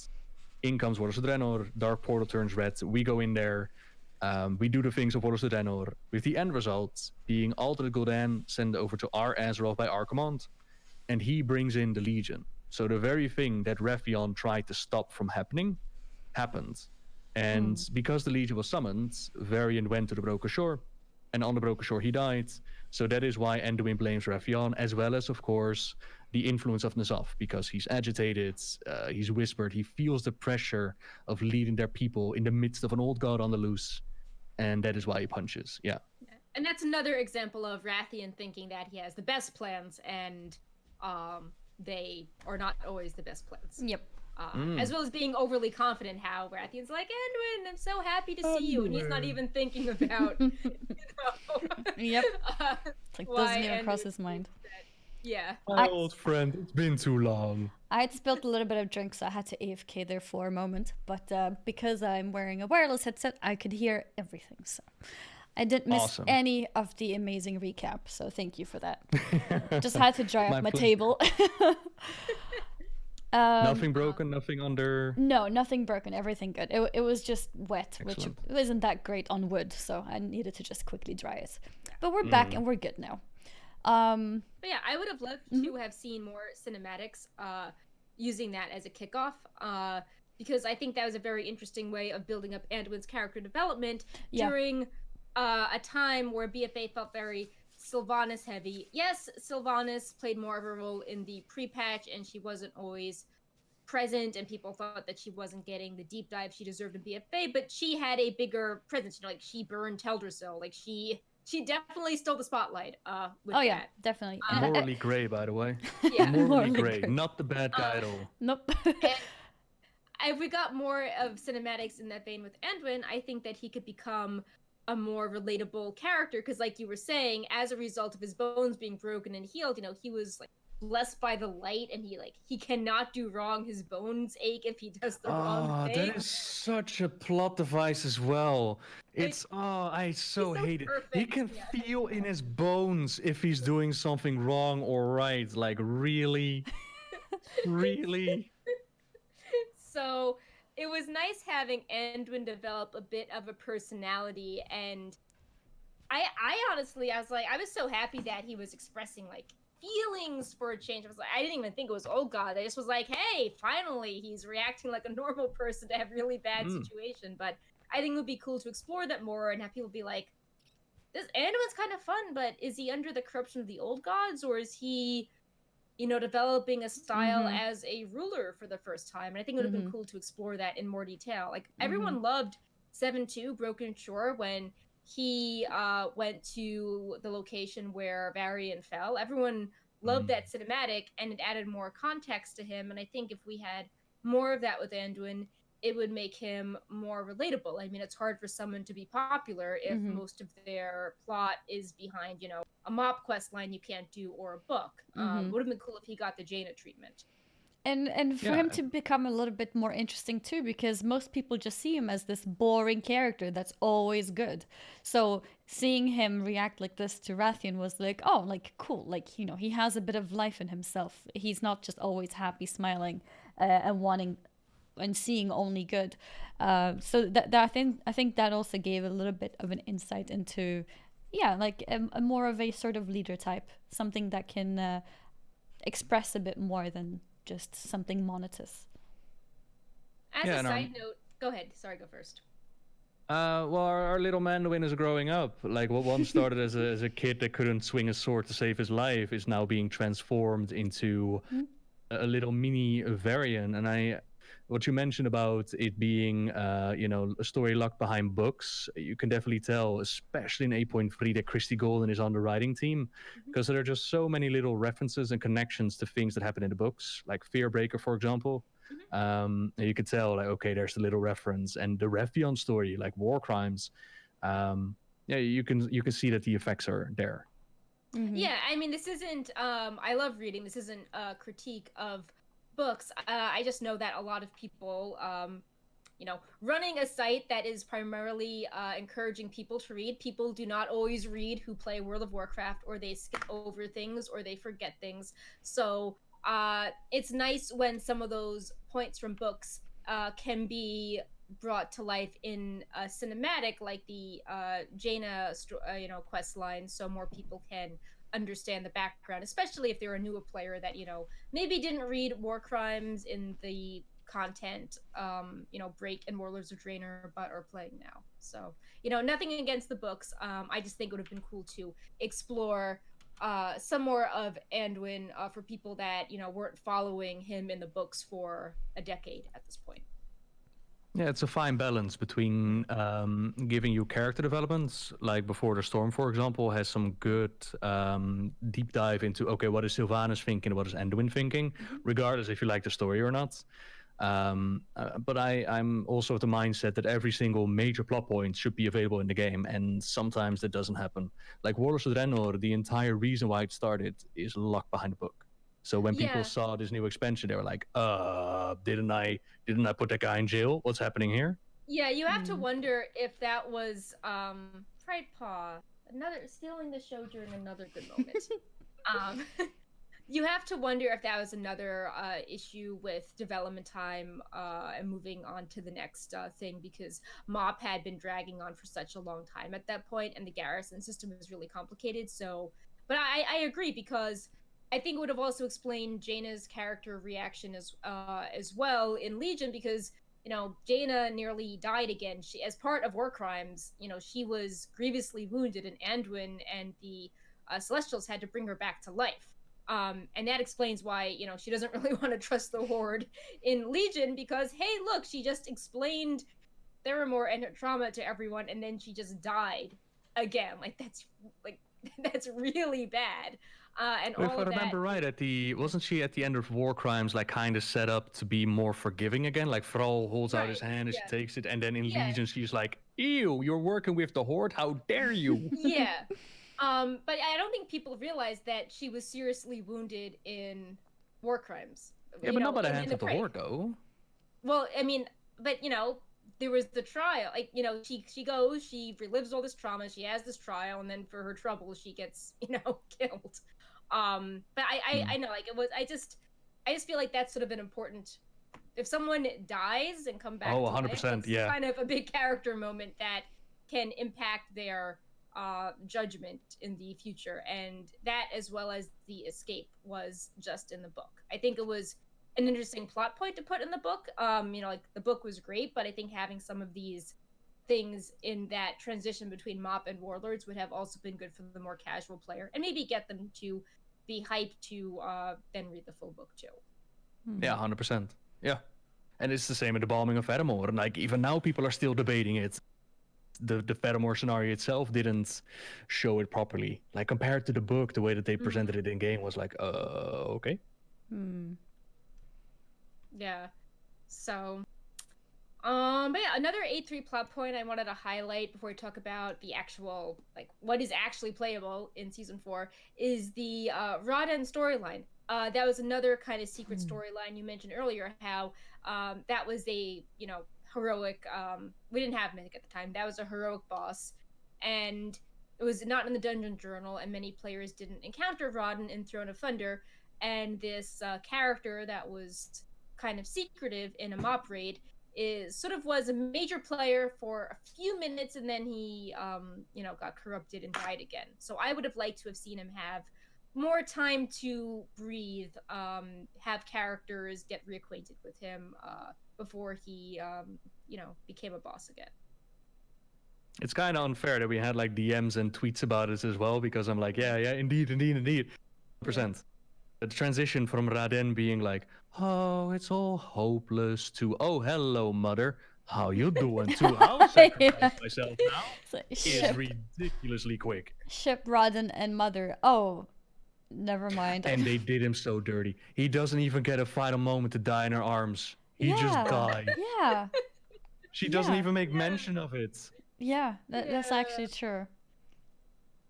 Yeah, and I think many people don't realize the backstory behind Raden. Again, you learn a little more if you play an elemental shaman, because you have his actual artifact weapon in Legion, but it's a bit hard to piece together how, he was a good guy, but then he got depressed, and then, he was tortured, and he was a boss we fight in Throne of Thunder, but he's still a good guy, but, but we fought him even though he was a good guy, and then he abandoned us to do his own thing, and now he's depressed and he's back. I feel like a lot of his story takes place off screen, and it's hard to convey. And in the case, like, I also saw people ask, like, why wasn't he able to resist the corruption like Azshara did? But keep in mind, Raden, millennia underground, listening to the shrieks of the tormented, knowing that their creators are dead. Speaking of, he actually mentioned in the quest text, like, the Pantheon is gone and the keepers are scattered. I don't think anybody told him that the Pantheon is back to life. I think we forgot to mention that. Is that's not his text from Mop, I hope, that they just reused. I hope not, but he says like the Pantheon is gone makes sense because they're far away. Yeah. But apparently the keepers are scattered. Like, okay, keepers are doing something as well. But at least they're alive again. That should give him a spark of hope. Like, oh, Daddy and Mommy are alive. Oh, there's a star. Like, look up, Raden. They're there. Yeah. He was lacking critical information. Oh, that's awful. Oh no, he was he was depressed. But if we only told him they were alive, why didn't we tell him? It was our job to tell him. So yeah, I was making a point. Right, so Raden, he just had a very rough time as a keeper because he was the only one that truly understood what happened to the Titans when they were struck down by Sargeras, and that put him into a depression. And he was always worried about, the darkness locked beneath the world. And now imagine that he actually goes to Ny'alotha and his worst fears become reality. Yeah. Right. And wait, does he even know about Sargeras and the sword? Like, did he even like? You think he saw that day and just be like, "Hey, I remember you." What? I mean, like you were saying, if he's one of the few characters that was around and understands what happens, it seems like wasted potential to not have him reacting to all of these things. Just standing Or there is he- shaking his fist. Or even it's like, if when Sargeras comes back, I feel like he would be a good link to have critical information as to, yeah. So That would've been Rathian great. forgot his cloak, and Rodin didn't read the news. Rodin didn't watch the cinematic. Yeah, he didn't watch the cinematic. But I mean, he's in the chamber. Surely he knows where all this Azerite is coming from. But like he's like some dialogue explaining. Like, I mean, like Yeah, we can assume, yeah. but it's like this would have been interesting. Like one of the original High Keepers is catching up with Mother and the Speaker Yeah. of Azeroth and is imparting like millennia of information to them, and yeah. Mm-hmm. Yeah, it's actually Yeah. I quite was funny. gonna Now I'm say, curious. I want to go back and see what dialogue Rodin has. Like, Yeah, what does he like, check him know? out. He mentioned something about it, as well as, of course, a lot of people, especially since they added female Mogu, which were once upon a time said to be very rare, and the Rajani losing their leader, Mogu allied race is definitely up on the table. Oh. I would say. And considering that they're based on the Draenei model, I would say Alliance that they go to. Interesting. Mm. I didn't realize Or they that. could be like, since Pandaren are for both sides, you have to wonder if the Mogu, allied race coming from the lore of Pandaria, could also be both sides. Can you imagine a Pandaren and a Mogu just sitting in a bar and just having a drink? I remember What you, side your should we dad used to pick? enslave me. And then like come back and like put them in the bar with Rathian. It's like, oh yeah, you were trying to kill all of us. You ate our leader's heart after we defeated them.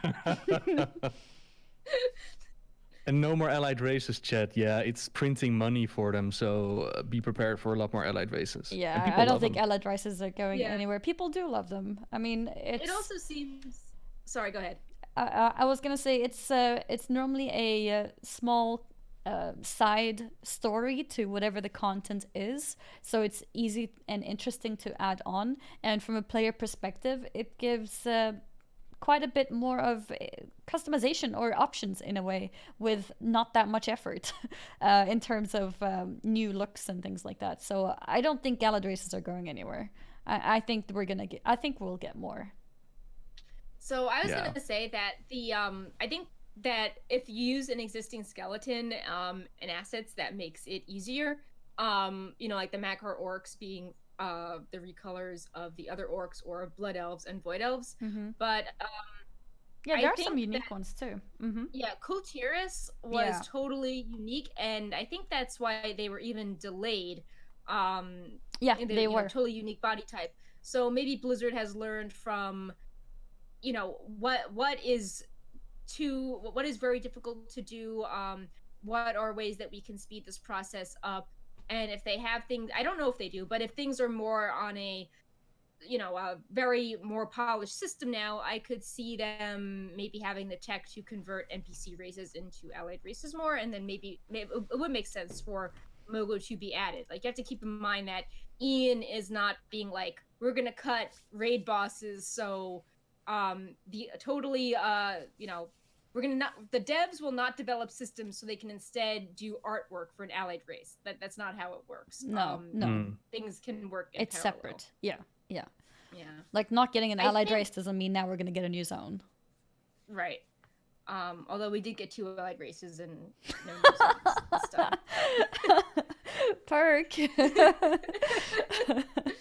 No, but I mean, yeah. and I think it gives a little bit of what's the word? A little bit of flavor as well. If we come across a race in the game, like as Horde, you come across the Zandalari trolls, and then you end up being able to play one. It feels a little bit like the game is a little bit more immersive in a way. That you're making these friends, and then they become like one of you. So I think there's actually no negative with allied races except for I don't know. Actually, I don't know what is a negative for allied race. Racial balance. Racial balance. Yeah. True. It would be funny moving forward if, like, you know, BFA set up all these plot hooks that made sense. Like, oh, we have this faction, and then we work with them, and usually they become an allied race. And it would be weird if, in the future, there was never another allied race. It's like, oh, did we become really bad at befriending different races? Nobody likes us anymore. So, like, yeah, after we blew up the planet. Yeah, like I'd rather see more allied races than new classes. I don't like when new classes are added to the game. You like new classes? New playstyle to master and something new to do compared to a new skin on a model? Yeah, I like new classes. I'd rather add things to the existing classes than adding a new one, because I feel like when a new class is added, something is stripped from all of the other classes. And yeah, it makes, I think, balancing rough as well. Annie talking about warlocks and demon hunters, I imagine. Yeah, demon hunters stole everything, including the transmog now of warglaves from anyone who was, an original rogue from back in the day who actually, actually earned and found the warglaves at the time that it was current content, who can't transmog. But hey, if you're a demon hunter, go ahead. Like if there's a random, there's a little bit of salt hidden in there. Is this want to share? Yeah, that was my rant last week. Yeah, it's not even me. I don't even play a rogue. Yeah, you might have some personal interest, but I mean, it's always difficult when they do a new class because then the balance is always out of whack. And yeah, but it always is anyways. If you want to be OP, you're gonna roll the flavor of the month in. Like, it's a problem since the beginning to balance things. It's never gonna happen, so we might as well enjoy with new classes. Maybe add like a bard, and play guitar in the back and buff your team, or go into like a mech suit as a tinkerer. Just something new. I've definitely been missing it. Servant I've of really the old been missing god it. class. But what if you add those Just things to slap your current tentacles classes? on the ground. What if you add those things to current classes? Well, then you're gonna get the problem of there's too many buttons to push. I don't get this. Oh yeah, then we're gonna have like the pruning next expansion, and then Take 3 more them away. expansions, the And then- unpruning. Oh my! I got so agitated when he got on stage on BlizzCon and he was like, "Guys, I'm gonna unprune your abilities." And he stood there and he expected everybody to clap for it. And it's like, "Dude, you're giving us something back you took away. What are you doing?" Sorry. Wait, what do you mean? Are you not happy that you're getting things back? Fantastic. Maybe don't take those things away in the first place. I mean, yeah, okay, true. It's not like, oh, amazing news, but it is like, okay, about time. Of the information, not the actual information at the issue. I was so happy they were like, yeah, Death Coil is coming back. And then it took me a while to realize it's one of these hero classes that's getting the Death Coil back. Not the original Warlock Death Coil ability, but it's like, I don't know, like DK or something is getting Death Coil. And it's like, sorry, I forgot that there's these stupid hero classes that have taken over abilities. And it's fine that they're adding it back in, but make it like a side note and not one of your key features for your new expansion. Because if that's a key feature for your new expansion, I'm dreading what's ahead of us. Yeah, like every patch always adds and removes abilities. So I get that it's more than, like 8.2 class changes, but it would have been nice to be like, oh, like we're gonna tell you about this cool tech tree, and oh, by the way, these abilities are coming back. It's how you frame it. Yeah, no, it's a good point. It should be like a side thing, like, oh, and we're getting the abilities back, not like, hey, we have these massive news. By the way, old things are coming back. Yeah, I could But see. sure enough, more abilities for classes, yeah. Yeah, Sorry, I don't think it was meant this way, but I think that it could come across as, if we take something away that players like and reintroduce it, that's an emotional hook. Like if marketing sees that people respond to it, marketing's going to want, is marketing going to ask the devs to do more things like that where they take something away people like and then, bring it back? So, kind of cynical, because it's like, yeah, you always add and remove abilities. Why is it more hype this time? Yeah, and it kind of made me feel like, okay, if you really don't have that much to talk about the expansion, like that goes back to release for Shadowlands, because my personal feeling is like end of the year, because they made such a thing about it, because they wanted something to talk about, rather than this is, the game. Yeah, and I mean, it was weird how they didn't talk. They were talking about the demo was very bare bones, and they weren't really talking about Visions of N'alotha at all. No. And it feels like they could have been doing that, but no, they just wanted to have people be like, yeah, forget about BFA, do everything Shadowlands. To be fair, they did have the presentation before BlizzCon, so they did cover everything that was to be covered. And then they did want to move on to Shadowlands, Yeah, but there could have been, I don't know, like something, just have tentacles on the screen everywhere for, a minute, or it's like, oh, and like, don't forget, like, remember at the end of the BlizzCon presentation last year, they were talking about Nezhat, and then Muffiness was like, oh, there's more in store, and there was the Nezhat fish, very faint at the end. I think it would have been cool if 8.3 is on the horizon, just do something for that. Like, even 8.1 got the Dark Shore cinematic before that was already announced and coming, before they moved on to talking about 8.2 at BlizzCon. So, I don't know, I think like in the presentation on kind of like a old god twist or something could have been fun. To remind people to play their upcoming content they just announced. Yeah, exactly. There was no emphasis on that at all. So maybe the content right now is just kind of shrugged under the carpet a little bit. Yeah, and more focused on Shadowlands. Expansions even make sense anymore. Like, we've really, like, BFA felt like too many expansions, and people always get mad when there's that year-long gap in the 2-year expansion cycle. It's just like, does this work for people's expectations anymore? How they feel that every expansion they have to do something more and more elaborate. Then people get bored at the end of the expansion, and then they feel bad when their player power goes away at the start of a new one.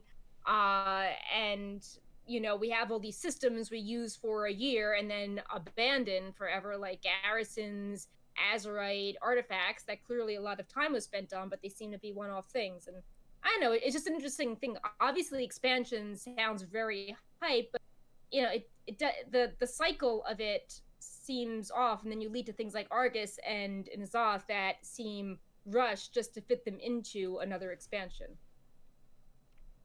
Yeah. What do you mean with Battle for Azeroth 2 mini expansions?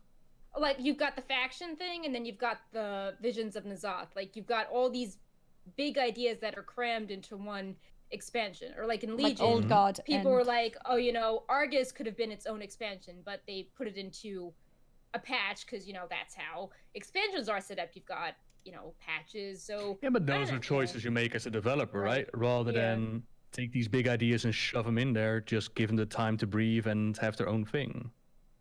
Right.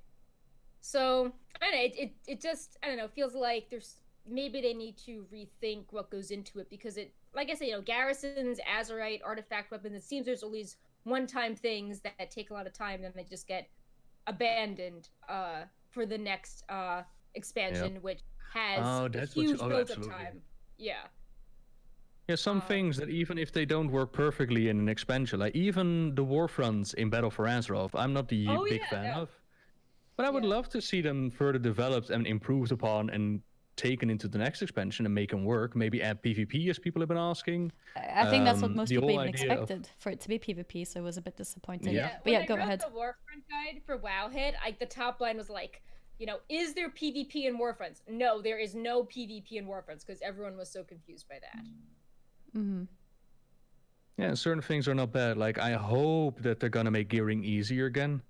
Oh, I'm so sick of simming. Oh, with the void corruption, adding more simulations to it, it's awful. Here's this level 1 sword, but it adds corruption, so it's better than any other weapon because of the effect. It's interesting.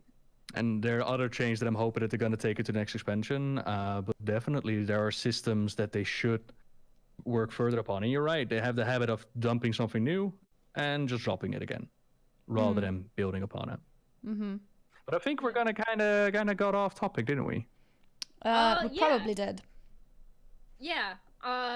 We can discuss. I think we're coming from a place of, man, 8.3 felt kind of rushed. Wouldn't it be nice if this had more room to breathe instead of feeling like it had to be in just one patch or rush because they have to develop the next thing. But it is what it is. I feel like we should. I feel like we're kind of like jumping into all sorts of these topics as we're talking. So we're kind of like covering things, even if it looks like it's further down the list. But I'm trying to see if there's anything else that we wanted to comment on this specifically.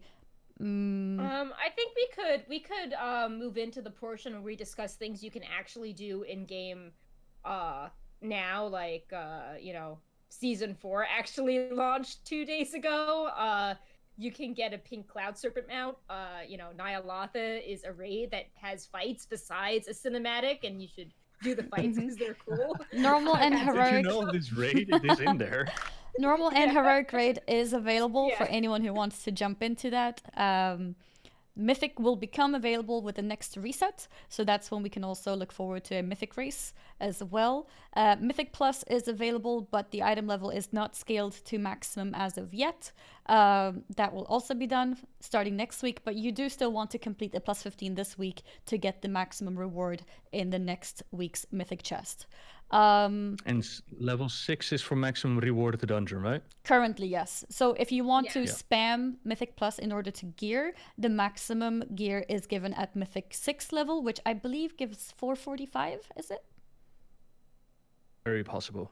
I might be wrong on the item level specifically, but yes, Mythic 6 is the cap item level. 445 is the capped item level reward if you want to spam the dungeon over and over to farm some gear. But I would suggest just doing the raids at least as many bosses as possible, because they also give a lot of new gear. Normal is 445, and I believe heroic is 470. So that's quite a nice jump in item levels.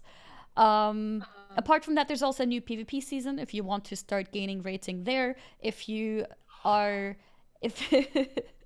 Yes, Nobbel? Get your conquest bar full and get some of the greatest transmog you will ever get. My tank is rolling with a shield, just nothing but an eye. It's mwah. Well, there you go. If you'd like to get some amazing transmog, then go ahead and make sure you conquest capped. No, it also does give you AP and also a piece of loot at the end of the week, so it's pretty worth doing that. And if you are a PvPer, you can actually push some rating, and if you can hit over 2.1k rating, you have a chance for the maximum Azerite item level to appear in your chest next week, which is very nice. I also want to highlight that the profession system is now available. Yes. People were confused why it wasn't available last week, but now you can start working on your Void Focus to get the normal and heroic and mythic crafting tiers. And a good place to farm the Void fragments for the quest line is from the mini visions, so you can work on that as well. And there's also new food from horrific visions available as well. This week, the recipe for them has started to drop. Yes, and if you haven't ran the raids yet, go ahead. What do you mean with shards in mini visions for the profession eye upgrade thingy? You need the 10 void fragments to create the focus, and the first one, right? You need to kill the old god cultists, and the mini visions is a good place to do that. Gotcha. So you need a 10 of those, I believe, to create the focus, and then after that you need to run the raids. Actually, any content, you can even get them in PvP content, where you start farming them to upgrade that part to do the higher item level crafting later on. And also, if you haven't done the raids yet, do these things beforehand so that you can start earning those items from killing bosses. Otherwise, you're not eligible, I think, to loot them. I wanted to highlight some of the quick raid rewards that are not cinematic related. The Ahead of the Curve mount is confirmed to be the Uncorrupted Voidwing. So if you kill Nezhat on Heroic or Mythic before the Shadowlands pre-patch, you can get a cool Voidy Dragon. Another thing is that the raid has skips this time, so you can skip to the final 2 bosses if you defeat the Endwing bosses 4 times and collect their loot. So I know we haven't had skip quests for a while, but they are back, so that is exciting as well. And yeah, I think we also wanted to discuss some of the kind of just fun, interesting things that have been discovered this week that we didn't really talk about during our PTR shows. So one cool thing is that you can turn into a rare and kill players. Like a rare spawn, like an interesting tentacle purple thing. And what's interesting is that you have to have gotten the I'm blanking on the name. It's the rare amount from Stormsong Valley. The creepy looking eel. You have to have done the steps for that and looted the other item from the Adherent of the Abyss. And, you know, years later, that item is now needed to interact and do one of the steps of that quest line to turn into the rare. And okay. if I haven't, you- looked, I haven't looked into that actually. Yeah. Do you want? Maybe you can put the picture up because you do look really cool. Like it's not a human. You look like a mob, and if people kill you, they can get their corrupted mementos. And if you kill 10 people, then you get even more corrupted mementos. That's And sick. you Is it special exploitable as ability- well? Are you excited for that Sorry. novel? Sorry, no, my question was like, you got the whole, sorry, it's late. You got the whole N'alotha dagger, right? Which is going to give you the title Servant of N'alotha, but it's very exploitable. Like, you can just kill your friends. Yeah. But my question was, Right. can you kill your friends as this dude and get mementos? Well, if you I can pro- loot it, if you kill people, then I guess so. Yeah, the Enter the Void quest requires you to kill 10 players of either faction as a Void Wraith without dying. But you can only do this once a day. So you can't like it's not a Okay. repeatable quest. So you can only you kill your get- friends once. Yeah. Right. Gotcha. I like how the zoomed in face looks like Ryuk. It's really, really cool. We also had an update on the Ivory Cloud Serpent, which was the pinkish serpent that looked really nice. People had the lasso, which was the rare drop. Oh, I'm not sure if it's very rare, but it was a drop from some NPCs in the Vale of Eternal Blossoms. And there was an update with exactly how to obtain this rare mount, which is apparently to use this lasso item on the Ivory Cloud Serpent that spawns on a, I'm not sure how many hours spawn timer, but it's quite rare. And once you use your item on it, it disappears after a few seconds. So it's a very small window of time that you can And it moves grab very it. fast. Moves fast as well, and it's in the air, so you have to kind of try to aim the distance to be right, because if you end up being out of range, then you have to go forward again and cast the item again. Right. Yeah, at least 2 also, hours spawn time.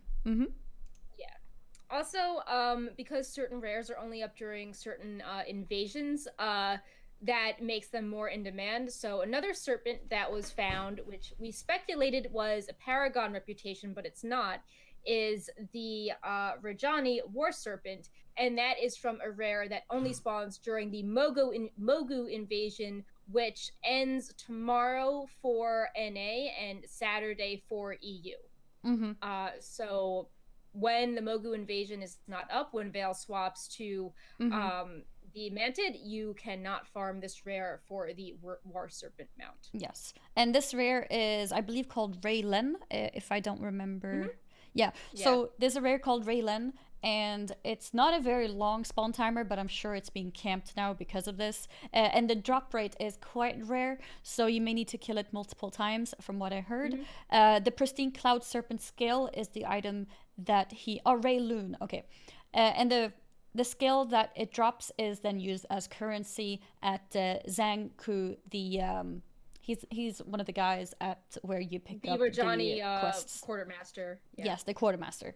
So you hand that in, and then you get the mount. So suggest that you go and farm it before this Mogu assault is over, because the rare is not available otherwise.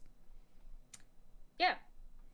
And then we come to the last point here, which is just a nice reminder to everyone that Warcraft 3 Remastered is coming out next week. Do you want to? So in the linked article in the notes, we actually have a little data mine cinematic where the end credits, it was always ETC and Arthas singing Power of the Horde, and they upgraded it with new models to actually have all of them playing together with in like an Ice Crown Citadel backdrop stage, and it looks really fun. So I thought maybe we could play a little bit of that, you know, to balance out some of the N'alotha stuff, because I think it's really cool. Let's balance this stuff out. Let's bring in ETC. Y'all remember working on free? Wasn't that fun? Well, it does look kind of heartwarming. I don't know. It's like, I like the attention to It does look detail. really cool. They you know, they didn't just have Arthas on a rock as, you know, With his footage guitar, was right? That's playing. how it went down. And it got like credits rolling down. Yeah, that was great. Yeah, well, in this version, like, it's all of them, and Arthas is at the top, and he has a guitar solo, and there's like lightning going around him when he's doing it. So I thought it'd be fun to just show a bit of that. How Storm, earth, and I don't fire. know, Heed I my thought call. maybe more effort. It's playing. Oh, wow. You cut out there, but I knew what you wanted to say. Wow. Oh. That actually looks sick. Yeah, videos are always very loud in the beginning. I keep forgetting to turn it down, but there we go. Now it should be at a good volume. Oh my god, the Frozen That's Throne is cool, building right? up behind it. Ooh, nice.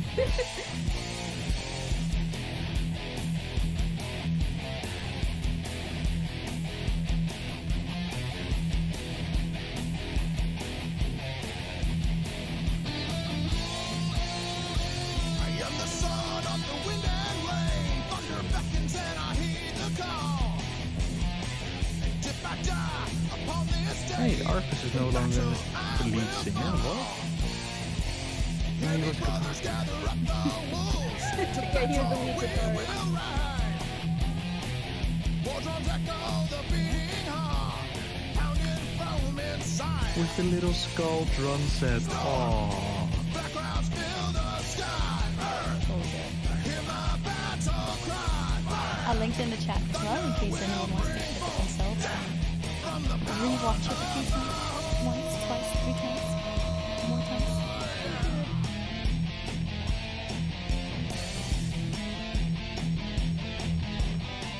The ending credits of this is actually a great way to also start wrapping up this show.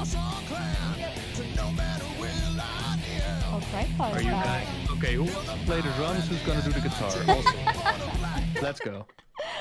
All right, it's happening.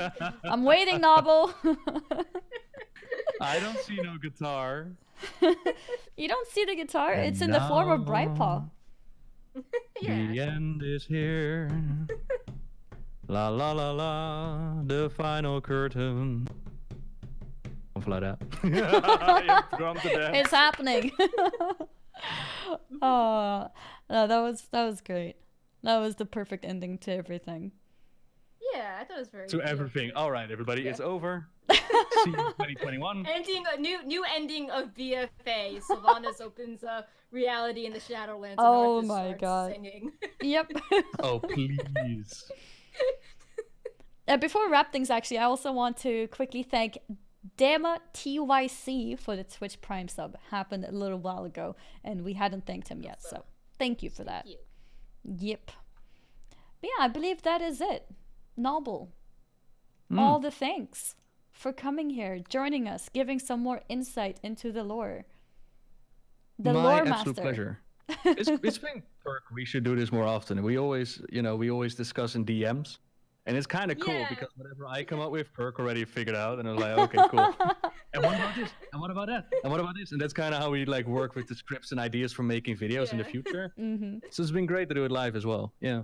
I'm Yeah. I'm So trying thank you to very always I try to always keep up with things because for me it feels like Perk knows everything, like that's in my world. Perk knows everything, and then like Great pod. so that's mom, and then we have dad Nobbel who also knows everything. So then I'm just sitting here like nice.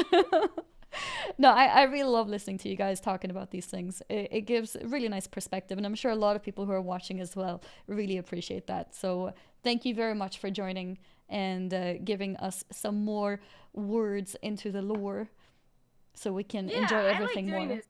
We should do this like after. Well, there's no H35, but if there were more like cinematic lore drops or raids, Mhm. I think it's fun having you on the week after they're revealed. We had a very Awesome. nice I'm looking list forward of to the different. Mythic as well. We had a very nice list of different topics that we're gonna discuss, and everything just went phew, spider web. Yeah. It's like, Yeah. oh, okay, let's go to the next paragraph of dots. Oh, we already talked about this. Oh, we mentioned this as well. Oh, and we mentioned this as well. It's like we just end up talking about everything from like one point. Yeah. So it's worked very great. well. Easy, just freestyle it. Yeah, yeah. Okay, Wait, did the Bright cat Paul's like, yawn? I'm done. Really? Yes, Aw. he yawned and he ran away, and now Aw. he's back. But yeah, thank you For those, so by the much. way, who had Yeah, go ahead. questions in the chat that we didn't get to today, you can always feel free to send me a tweet about it, or maybe on the Discord as well. I'll be more because there were some really good questions that we really didn't get to. So if you got them, you want to send them Yeah. my way, go for it. As you can see on the screen, and I'll also post it in the Twitch chat, here's Nobbel's Twitter. You can also check out his Twitch and YouTube, of course, as well, with one of the best lore videos out there. And Nobbel is even offering himself to be answering questions. So that's a very nice and noble of Yeah. him. He won't Maybe ignore you. if, Hopefully. If there are some questions that are related, maybe we could even make sure we touch upon them in the Ny'alotha summary video. If someone's like, "Hey, like I'm concerned, Yeah. like I'm confused about this," maybe it's worth a little explanation. So. Noble Nobbel. Yes. Didn't even think about that. Yep, that's your title now. Actually, I don't know. I like Lore Master as well. Noble Lore Master Nobbel. Officially, once upon a time, like 6 years ago, somebody called me like, "Okay, Noble the Noble," and I was like, "Huh, I Yeah. quite like that. I'll go with Noble the Noble. Sure thing." It's actually my title in game now. Oh, it is? Oh, Mhm. there you go. Yeah, I like it. It has like a ring to it. It's very nice. Although Servant of Nezhat, I very much want that title. Yeah. That's a creepy Novel of one. Nezhat. Yeah. that Servant works too. of Nezhat with the eye on the crown thing as well, of course. Yeah. Of course. Mm-hmm. Yep, that's the way. Thank you also to everyone who was tuning in, asking questions, hanging out, chilling. Thank you for supporting by following, watching, subscribing, by using Wowhead. Thank you, Perk, and everyone else on the Wowhead team for always keeping Wowhead top notch. Oh yeah, we have guides. I forgot to mention we have guides for season 4 and the raid. If you didn't know. Yeah, in case you didn't know, Fair Wowhead pause. is very good with keeping up with things in game. Anything you have questions on, there'll be an article within a minute of its launch or mention even. So there it is. I see some Nobbel loves in the chat too. That's nice. Very nice emote.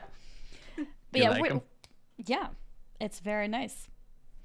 We are wrapping up for today, guys.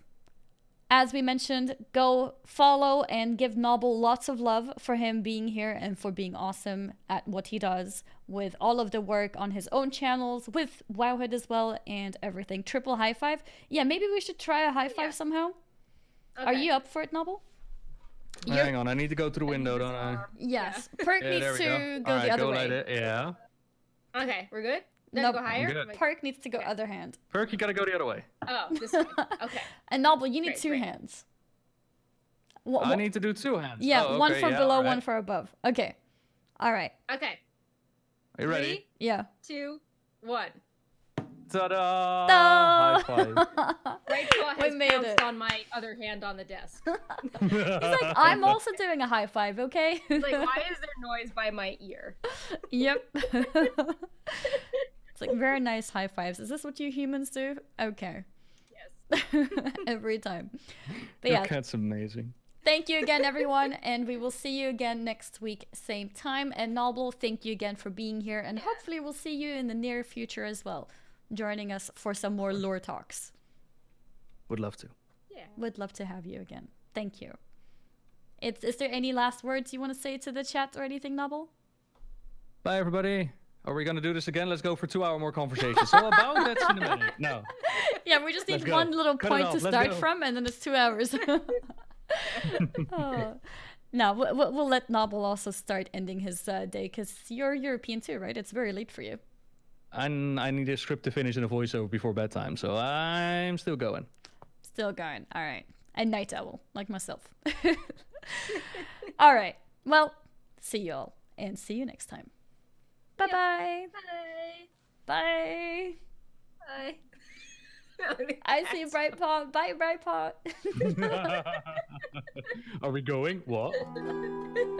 No skydiving, huh? You know what I said.